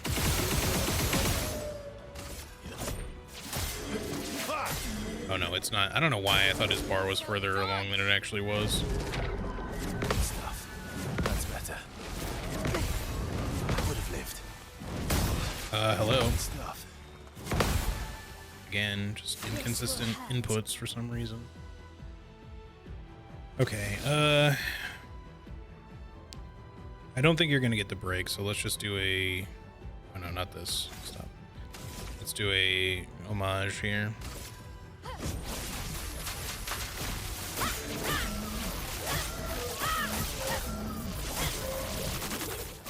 It's nice that he's weak to it. Time for flowers.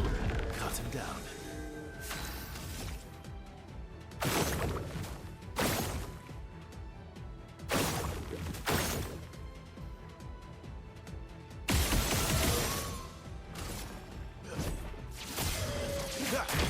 Okay, good break. You immediately get to go, and he's stunned, so of course we will Endbringer him. End of the line. Now was our Tons of chance. damage. What are you gonna do? Gradient? Skybreak is not gonna happen. Tree of Life we don't really want to do. It'd be nice if Tree of Life like added like an auto revive or something, but we kind of just want to build the fire, I think.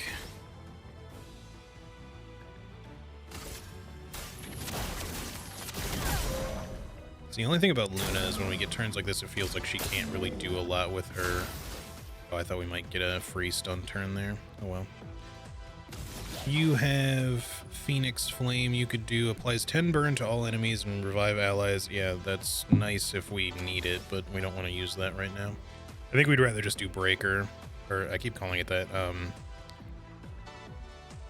Whatever his tier 2 is called.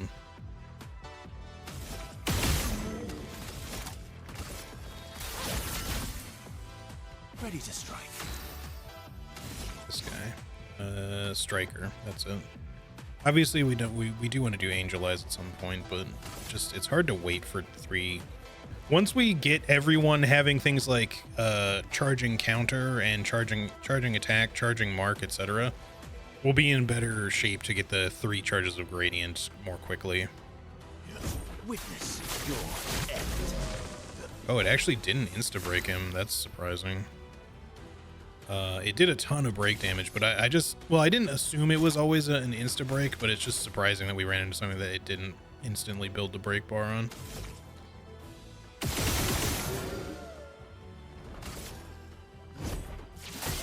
So that is unfortunate for sure. Stuff. I parried that, bro. I should have kept parrying. I just sort of let myself die there because I just got annoyed by that one not working. I swear, man, I really feel like there's an inconsistency happening. Because I'm hitting it with the same rhythm, but sometimes it just doesn't seem like it parries. I don't know why. Or it's coming out slower than it should be.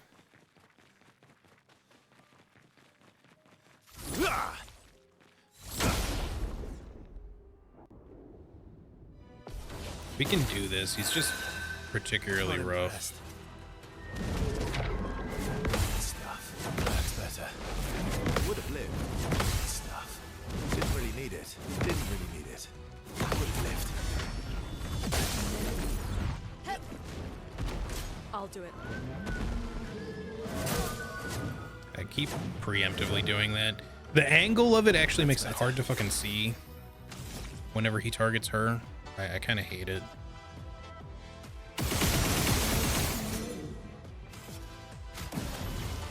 I won't waste this.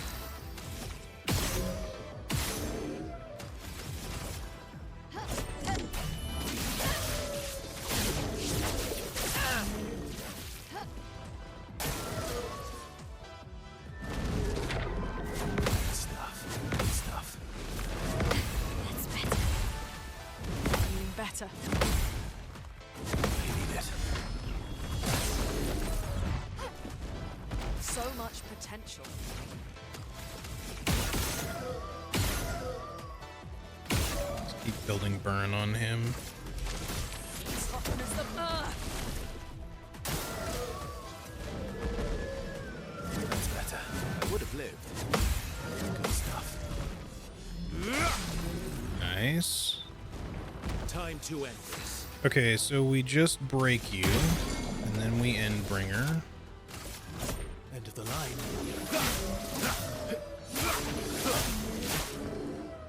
My turn. And then we just do 2. Yo, Nightmare, how's it going, dude? You're up late / early? I don't know which. How are you? It's good to see you. I hope that you had fun with the night raining earlier. Maybe we want to do a Gustav's homage here because that should do a lot of damage. It will make her lose stance, but I think it's kind of worth it.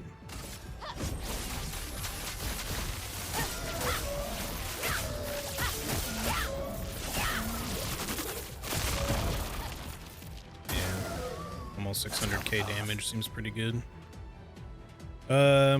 So you can do Striker again, but maybe we actually should save for Angel Eyes because it didn't actually do that much.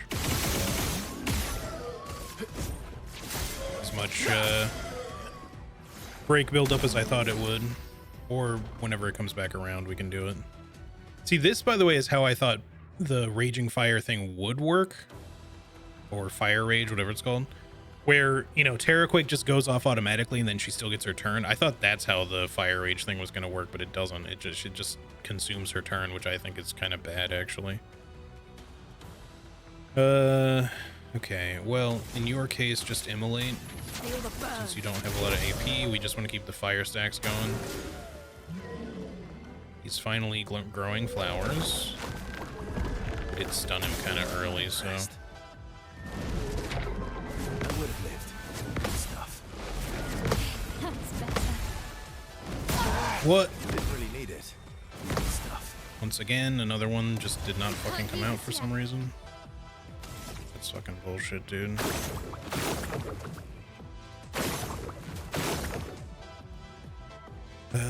Alright. What are we doing here? Can't really do much of anything. I mean, I guess we can Swift Stride. From fire. Ready to strike. You're really close to doing Angel Eyes, but we're not quite there yet.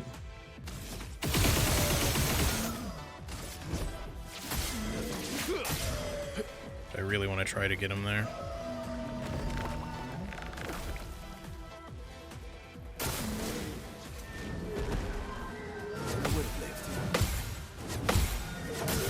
Where was my parry? What? I swear to God, man, it is being inconsistent. That's better. Like the That's better. Ready to go. the controller is being inconsistent. I don't know why, but it definitely is. Something is fucked up about it. Or the game is, I don't know, but it just keeps fucking happening, man. It's really fucking aggravating. You know what? Screw it. I wanted to save for Angel Eyes, but we can actually do this now. Phoenix Flame, because we'll get a double revive if we do it. They don't start at full HP, which sucks, but it should still give shields to them both, I think. And we get 10 burn. I don't know. It doesn't feel like the best use of it, but...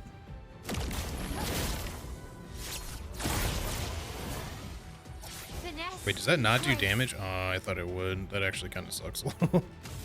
Well, I feel like that was a little bit of a waste. But it's fine. From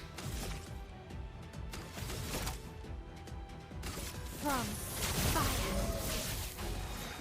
At least we got a lot of burn on him now.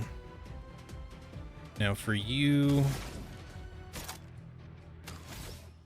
get Terrorquake going again. Softness of earth. Oh, because of her sword, it did double the amount of burn. Careful, Mael. Ready to go. Ready to go. Sick. Now, if only I could get the turn first, but That's better. shit, I fucked up. Stuff. Okay, that one was on me at least, We but need it. I just accidentally pressed the button too soon.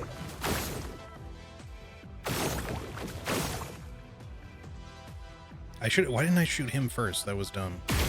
Oh, it still breaks him. Okay, good. I want to revive her. Because he's going to get a double turn, so we're going to have to do it with him, unfortunately. But he should get an extra turn, I think, because he broke. Yeah. Okay, that works.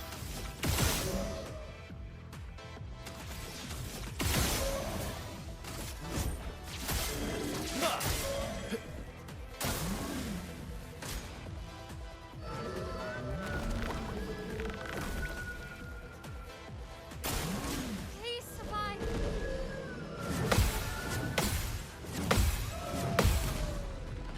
I'm good, just frustrated by life a bit lately. Well, I'm sorry to hear that, man. I hope that things get better soon.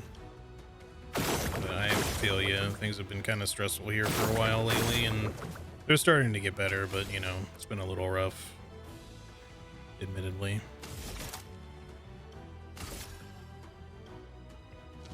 From fire.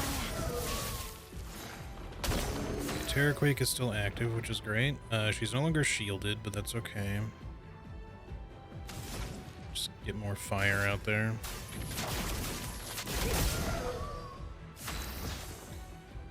Okay, now you can do Striker. Or we can save for Angel Eyes, which I still really want to try to do, but maybe we just try to break him again. I think we have to. Nice. Now you can do Endbringer immediately.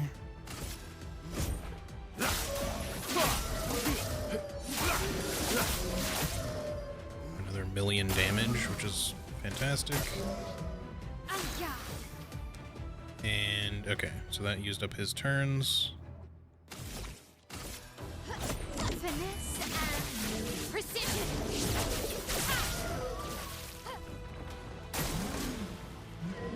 Okay, he gets to grow more flowers, which sucks because we have to spend a lot more AP shooting them all now, which is really kind of lame in my opinion.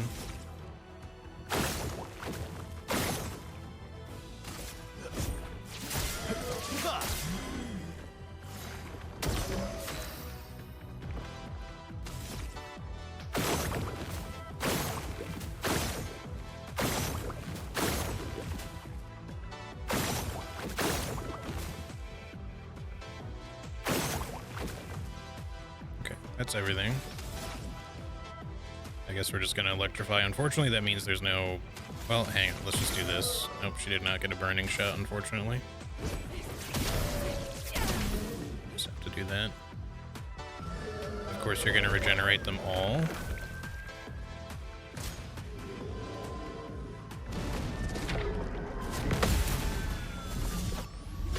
Big counter? Fuck yes.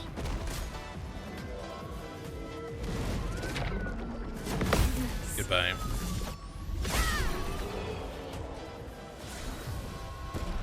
Okay, we got there. He's a fucking pain in the ass, but...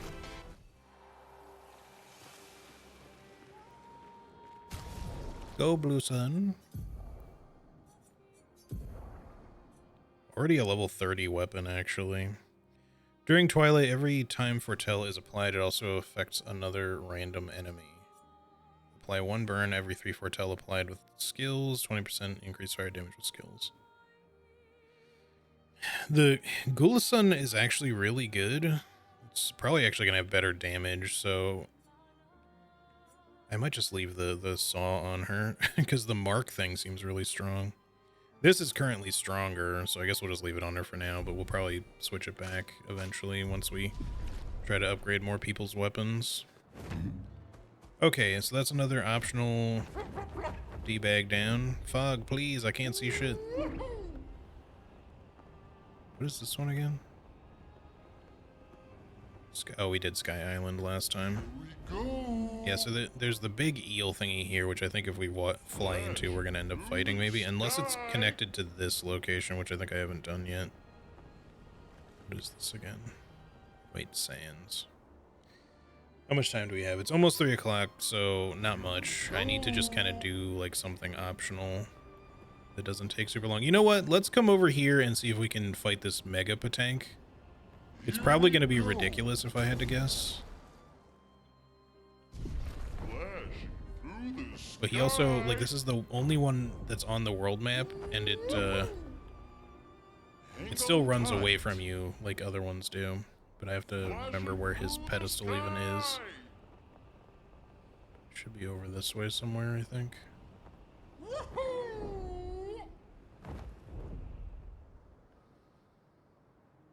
Hang on tight. Here we go. Yeah, there it is over there. Also, there's another chromatic guy over here. But let's try to do the tank, maybe.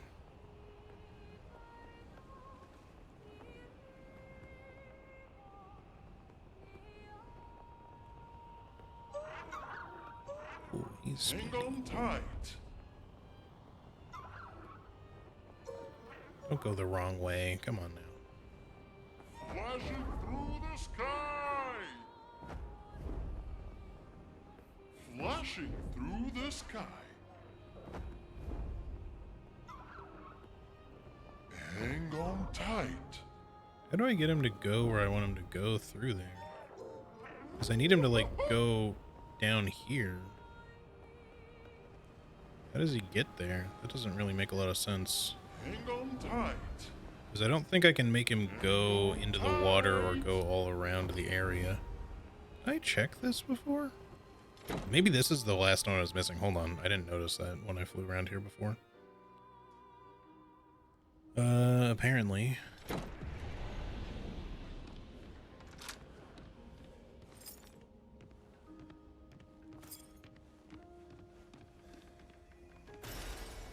Wow. Forlorn. Fuck your books.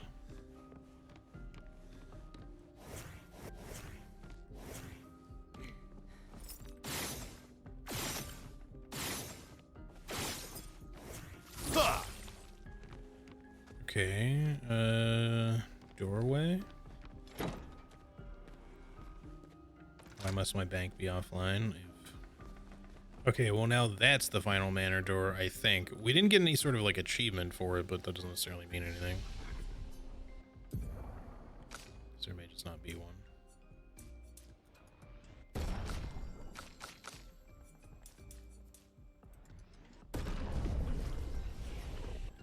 Okay, she can finally learn the thing I was going to get with her, which is not Elemental Genesis. It was this one. Hell, it costs 9 to do, but it's very high fire damage that applies 5 burn per hit to all enemies. Deals self-damage if failed. Let's learn it. And we'll put it on over Wildfire because she doesn't really need Wildfire that bad.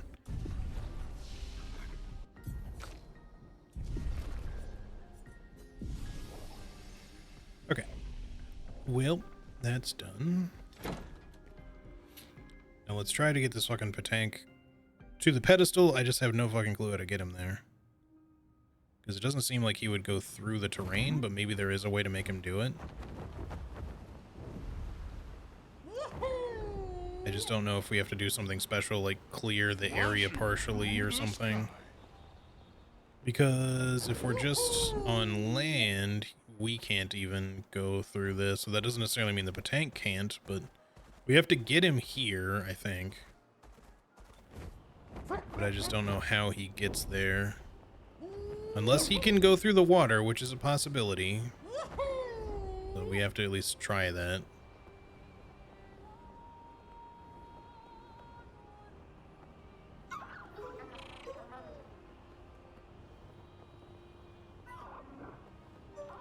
When he goes the wrong fucking way.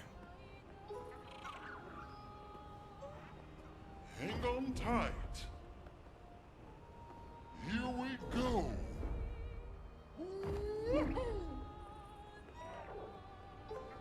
Flash through the sky. Okay, he does go into the water.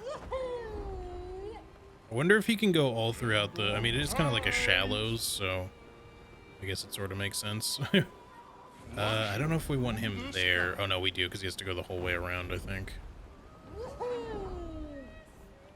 Whoa, he got he got pinballed for a second there. No, don't go off the island. Sir?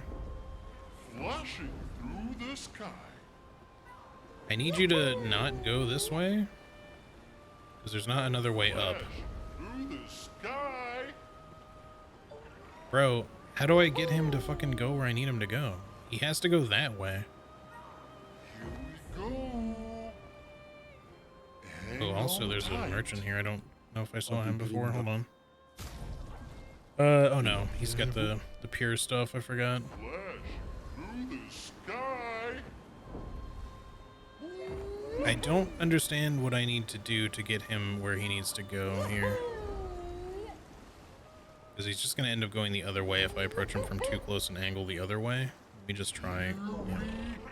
That's what I was worried about. Hang on tight.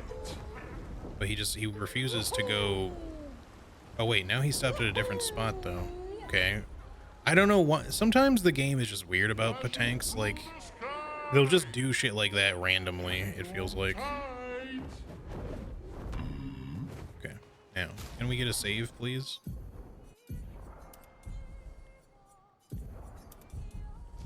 There we go. I don't have to bother with trying to get him back here, at least. Alright, Mega Patank. Giga Patank. Calls for help. That's better.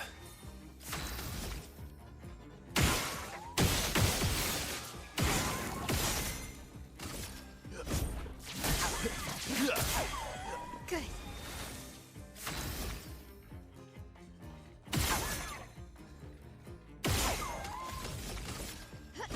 Finesse and precision. Sadly. Oh no, that did... He didn't actually break, but she still got the extra turn, which is kind of weird.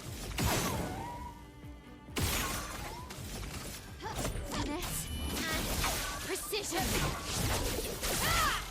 That's okay damage.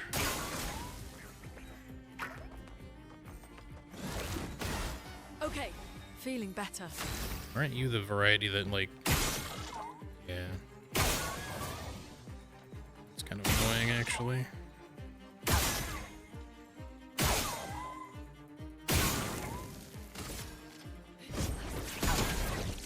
I shouldn't have even bothered trying to hit him.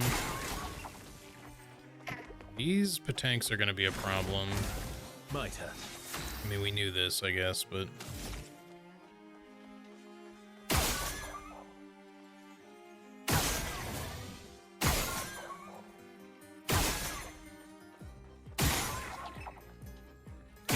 It doesn't so far seem to say anything about the big one trying to run away within a certain amount of turns, which is good. But my concern is that...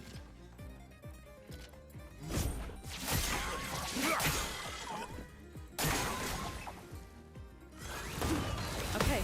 I would have lived. Nice. That's better. Okay, well that helps. It says he will flee in 3 turns, I think. It's talking about him anyway.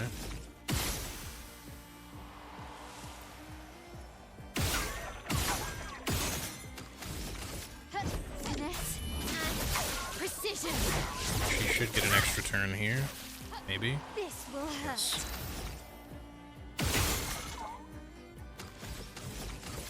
Finesse and precision. Like we're slowly making progress. It's just very slow if we don't like focus on him at all. But obviously we should eventually get like... Angel Eyes is only 1 target. Sabotage is all targets though, but it's only medium.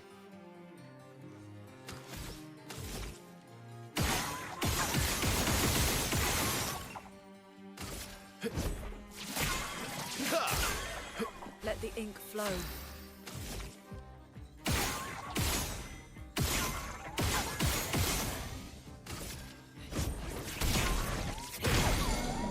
Let's keep going.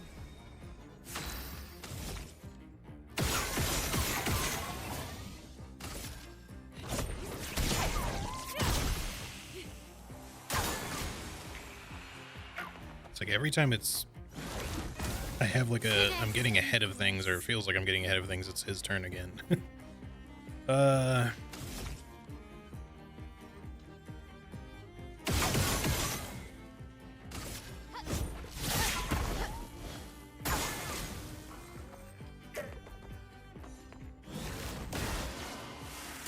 it on. Watch out, my ally. Good. Okay. Hello? Hello? Why are my parries coming out? Or why aren't they? Fucking weird, bro. Okay. Well, we could do Striker now. Maybe get a break on the big guy.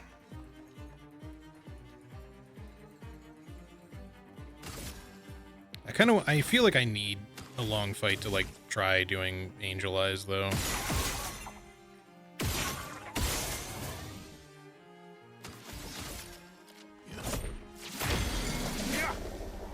Because we gotta have it happen at some point here.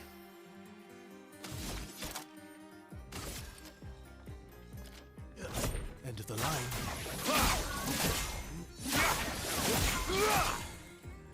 Okay, we're at our 3 charges. My main concern is like having 2 of these guys out here. Okay, he gets shields. Ready to evade.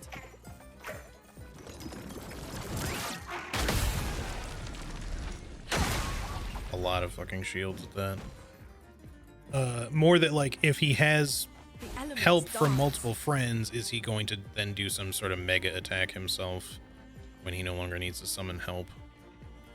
What's your big one? Extreme damage to all enemies. Element depends on which stain Luna has the most of. Well, she has no stains, so we're gonna do Angel Eyes anyway.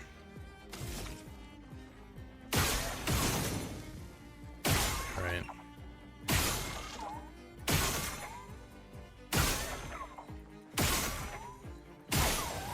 Hate the green one.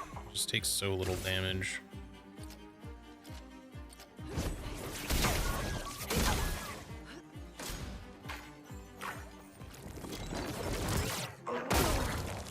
Yeah, that was a huge hit. Okay, that's alright.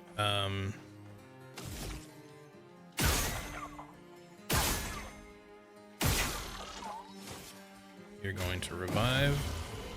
Sorry. And he's failed. finally gonna do Angel Eyes.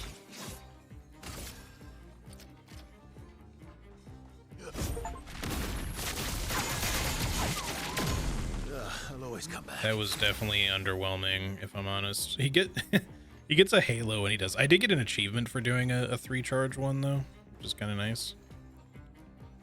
But I felt that could have been so much nicer, like damage wise. Like it wasn't nothing, don't get me wrong, but this could have definitely been more. Ready to evade. I would have lived. Didn't really need it. I parried that. And fuck you. Why don't you flee this turn, bro? Screw you and your fucking shields. Luna, careful. Way too early. Let's dance. Guard up! Lune, watch out! Nice. Oh well. It's definitely who we want to counter, which is nice. Maybe that's dodgeable. I didn't assume it was, but it actually let me dodge, which is interesting. Ah, fuck. Way too early. Thanks. Okay.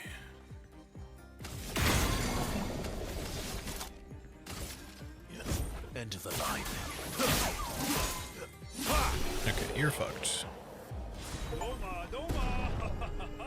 Doma doma ha ha ha ha ha. Ha ha ha ha ha doma doma. Doma doma ha ha ha ha ha. It's Amy Wario. Wa ah. Yo, Nightmare, thank you so much for the 18 months.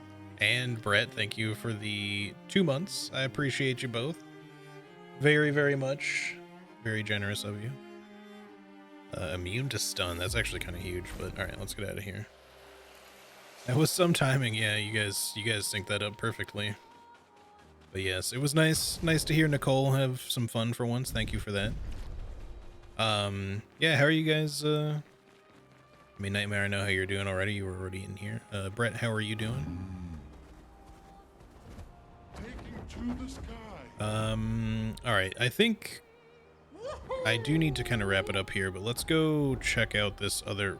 Flashing through the sky. I thought there was a paint spike there. Flash through the sky. I don't know if I've done that group of enemies before or not. I think I might have though.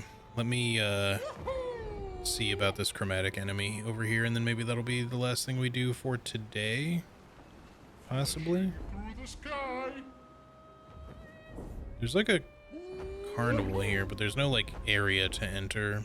I'm still just trying to figure out. Ooh, there's an item there I missed. Good stuff. I know. Always good.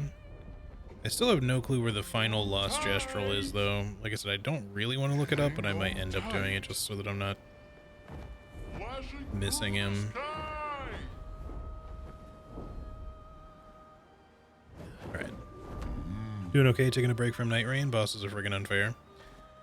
I think the bosses are not too bad overall, but they can be, you know, just because they're like cinematic, right? They don't feel quite as hard as like some of the shit is in Elden Ring in some ways, but they're meant to be pretty rough, obviously. Don't get me wrong, I'm not saying they're easy. I will say though, the new Everdark horse, I first tried him, but I feel like he's not bad in solo, but in a group, if one of your people goes down, it just becomes like you're just immediately behind the 8 ball because he's so aggressive. It just feels like you never have fucking time to res anybody. Like Charlie was doing her community day for Night Rain today, and they were just doing the Everdark Dark Drift Night, right? And I joined in the first match, and we got him almost dead, but we lost just because, again, I got robbed like twice. I don't know if it was a ping thing, but I got killed once by just a genuine mistake. Charlie came to revive me, but then he did his nuke, and right as I got revived, there was nowhere I could go to avoid the nuke, so I just got nuked. If I had done perfect dodge, like I might have been able to avoid it, but I was trying to just run away, and I just didn't get out of there quickly enough because I couldn't. And then the second time that I died, which was all because we all died at that point, he killed me after, like I got knocked onto the ground, and then as I was standing up, I just got hit again. Like I just got OTG'd basically because I couldn't escape Like there was no way I could dodge roll. I was just stuck with a slow stand-up animation. And I just kind of felt robbed because I was just like, well, we could have beaten that boss potentially, but at least on my part, I got like completely fucking ripped off like twice. And then, yeah, it was just really hard because like anytime any of the, you know, any one of us would die, like the resurrects were just really hard to do because anytime you try to revive someone in that game, like the bosses almost always try to prioritize whoever's doing the reviving so that they can't do it, which already sucks. But when it's a really fucking aggressive boss with tons of like huge sweeping attacks, like it's just really hard to revive people then. Same with Adele. Everdark Sovereign second phase makes it almost impossible to revive.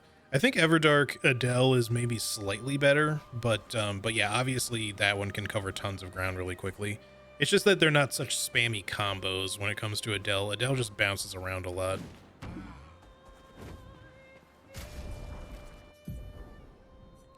So you know, if you kind of get out of the way and then come back, you might be okay, but obviously, like, it still doesn't give you much time. It's just that, yeah, Fulgor is just, it just feels really rough in a group. I had a much easier time in solo. And not that he was a pushover, but I just feel like it was like impossible for people to revive in the group. We only had the one chance with me in there today, but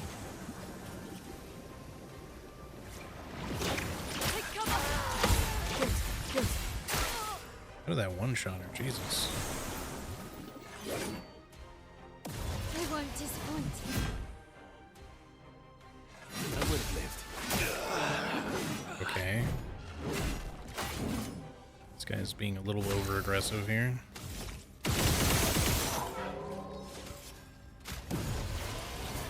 Let's finish this. Take cover! Didn't really need it. God damn it, bro. Cut him down. Alright. Right, of course, he's resistant to light. This is a bad weapon for this. The storm is Because coming. it's gonna build almost no break. Of course, she's silenced, which is bad too. Now, her weapon, on the other hand, is good, but like really good. I'm ready. Good.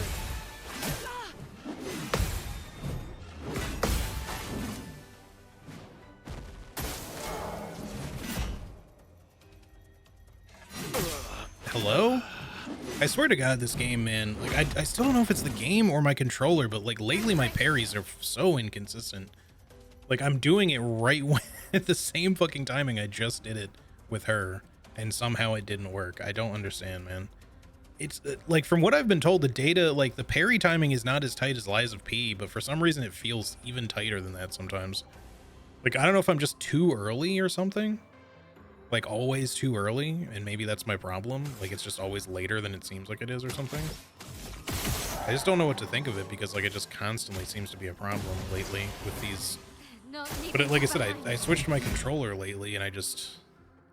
That's better. Good stuff. Didn't really need it. I don't know if it's something to do with that or what. Is Endbringer physical? It is, okay. Well, we definitely want to do that then.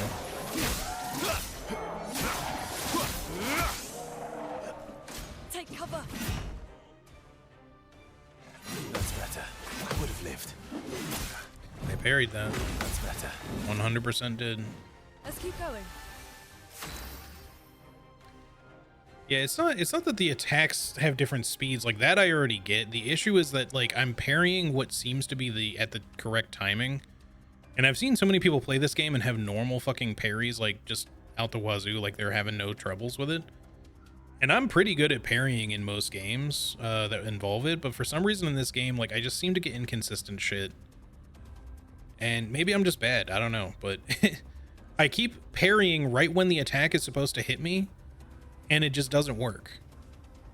Like, a lot of the time. And I can't tell if I'm actually, like, parrying too early or too late the rest of the time, and that's actually what's succeeding, is because I'm actually parrying what seems to be the correct attack timing, but it's actually before or after what appears correct. Because if you just parry right when you're supposed to get hit, half the time it just doesn't seem like it works. Like, you're supposed to parry before then or after then, but it's really fucking confusing because it's not consistent. It's gotten me enough through the game that I haven't really worried about it too much, but like, it still just really has an issue, I feel.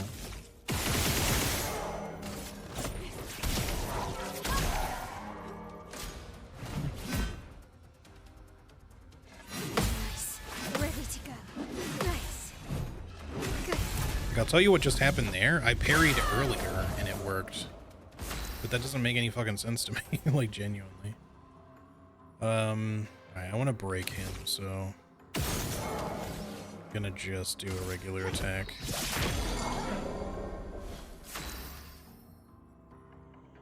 And then we're going to Gustav's homage, I think.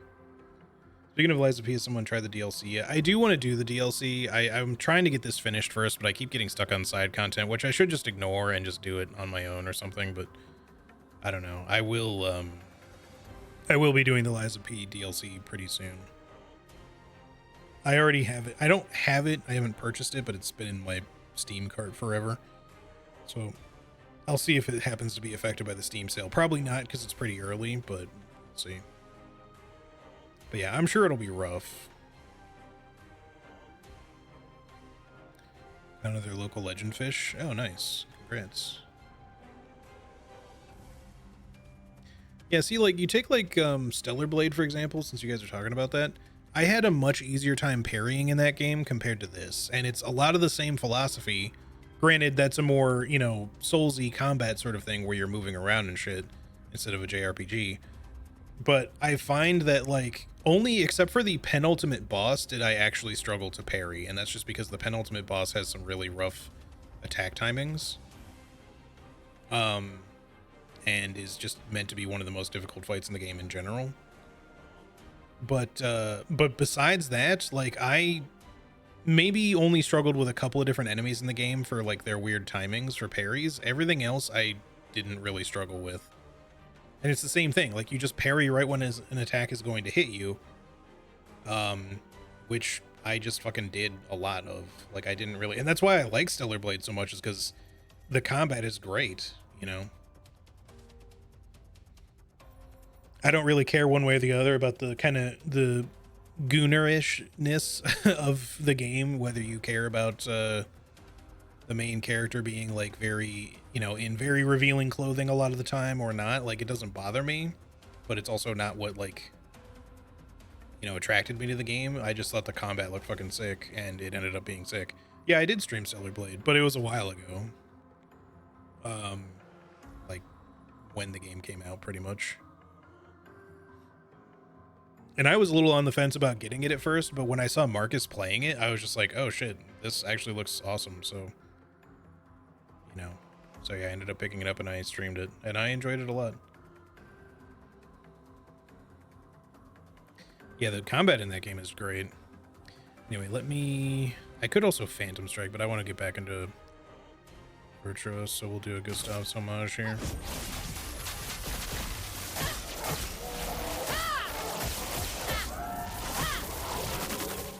Plus he's stunned, so it's a good almost 400,000. Now, unfortunately, he does not have the AP for Endbringer, but what we'll do, even though I would have preferred to wait, we'll do a Sabotage, which should give him the AP to follow up. My turn. It's just unfortunate that the Endbringer... It'll still do good damage because it's physical. End of the line. Still over 1 million damage, which we love. Let us stay. He's no longer stunned. She's still silenced, but that's okay. Tremor. Yeah.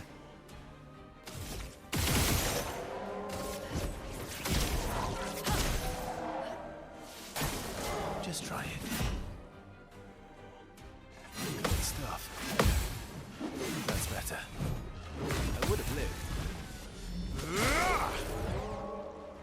Only you weren't resistant to light, that would have done so much to you just then. Yeah, you know what? Here. Your end is nigh. Just to try to make sure that you die. You're gonna die anyway, but End of the line. There we go. End brought. We got an upgrade for Benissim. Mael leveled up by the looks of it. Okay. Anyway, yeah, that dude's combo is a little bit weird, but like it's just because the timing seems a little off on a couple of his spear combo swings. Like they aren't right when they hit you. It's like slightly before on one or two of them. I had kind of the same issue with the Go Blue, the chromatic Go Blue up here. Like his big jump attack, you have to be slightly late on the parries, or later than you think. Like you don't parry right when his butt hits the ground, or you're actually parrying too early. Because the shockwave, I guess, is like slightly slower than, you know, when you would expect to parry, like right when he lands. So you have to like delay by the tiniest little bit, the smallest of fractions. Otherwise, you will parry too soon and you will just get fucking wiped. Which is why that fight took me so many tries originally, because I was trying to figure out why the fuck my parries weren't working. But I still don't know where this final Lost Gestural is going to be. I thought maybe he might be over here if I just missed him before, but I don't think so. He could also, again, he could be in an area, but I suspect he's still on the world map. I just haven't really found the location. What is this one up here again, by the way? 'Cause I don't think I've done this. Hang on tight. The blue, the chromatic whale. Oh, this is the casino. I'll tell you what, let me put myself in here. I'm not going to do this now. But I've decided I'm going to just go ahead and do the optional content. Is that another Go Blue? I can't fucking see from here. No, it's not. It's something else, but he's not hostile, so at least not now. But yeah, I'm going to put myself here, and then we're going to go ahead and wrap it up because I'm already pretty over time. So I forgot to confirm hers.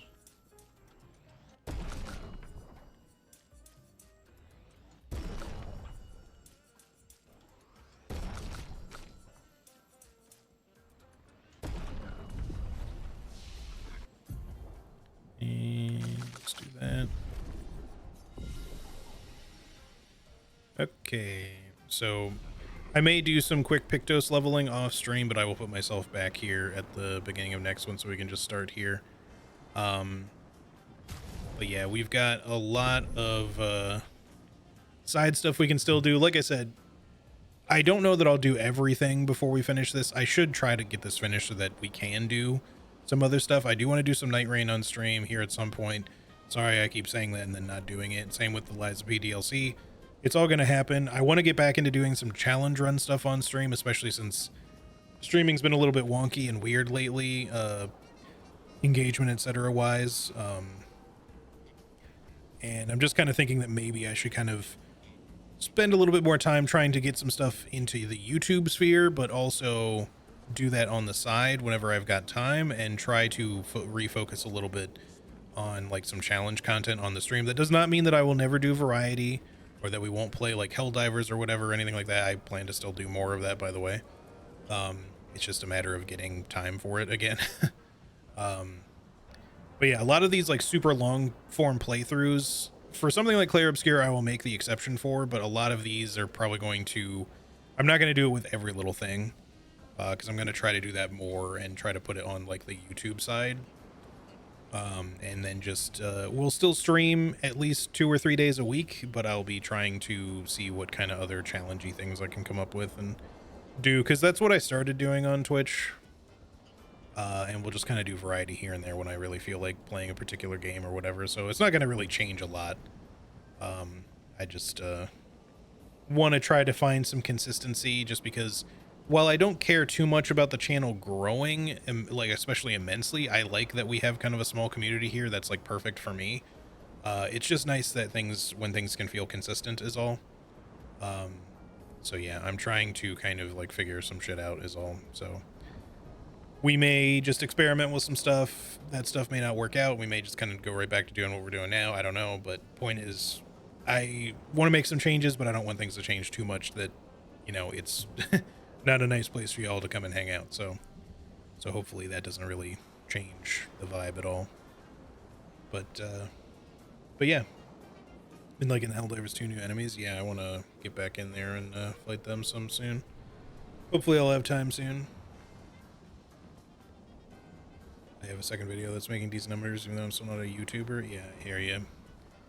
That's what I gotta kind of get back to. I did YouTube way back in the day. I just originally I decided it wasn't for me because I wanted to have more of like an active audience like Twitch. And I was putting a lot of work into YouTube, and I mean like a lot of work way back when. I've privated all of those videos. They still are on my channel. You just can't watch them. Although some of them I probably deleted because I wasn't very happy with them. Because my original recording setup was pretty garbage. But I was still putting a lot of work into them, and while I did get some traction as far as like general traffic and comments and likes, etc. for my videos back then, I just didn't find the amount of work that I was doing to be rewarding. It's much nicer for me when I can just kind of just hang out and vibe and play stuff, or whatever it is that I'm doing with y'all at the same time. That is more of a sweet spot for me, but I still want to get back into making some YouTube content. I just don't want to be spending like months on making like video essay shit like I was originally thinking about doing at one point or another, because as much as I would like to do game review videos and things like that, which I still can, at this point in time it's not super feasible because I don't have like an editor that I can pay to do that stuff for me. Simply recording certain things is one thing and getting my thoughts on video is another thing, but actually editing all that stuff requires so much work, and that's not something I have a lot of time for. So whenever I do start putting stuff on YouTube, it's going to have to be like sort of minimally streamlined editing and not like every single little bells and whistle thing, unless I'm trying to make a really special sort of video. Because otherwise I'm just going to be spending way too much time editing shit. But yeah. Anyway, we'll see how things go. If you want to do off-stream stuff, just hit me up. It's mostly on weekends now. Weekdays are getting rougher now.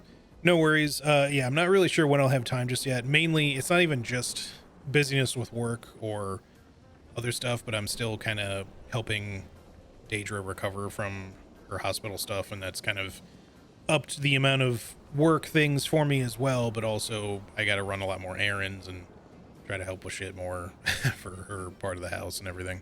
But that should start kind of going back to normal soon. By the way, before I go, let me reiterate, I was originally going to go on a vacation, like a family trip at the end of the month. That's not happening anymore, but my dad and his wife are still going to be coming to visit my family here, which they haven't been here in years, here in early next month. So in a couple of weeks, I probably will be streaming a little less. I might still try to stream while they're here. I just may not be able to stream very consistently, and the days may be kind of jumbled up. I don't know. But the point is, obviously, I want to be around to entertain whenever they come to visit, or if I'm going to my mom's or my brother's or something to visit with them there or whatever, you know.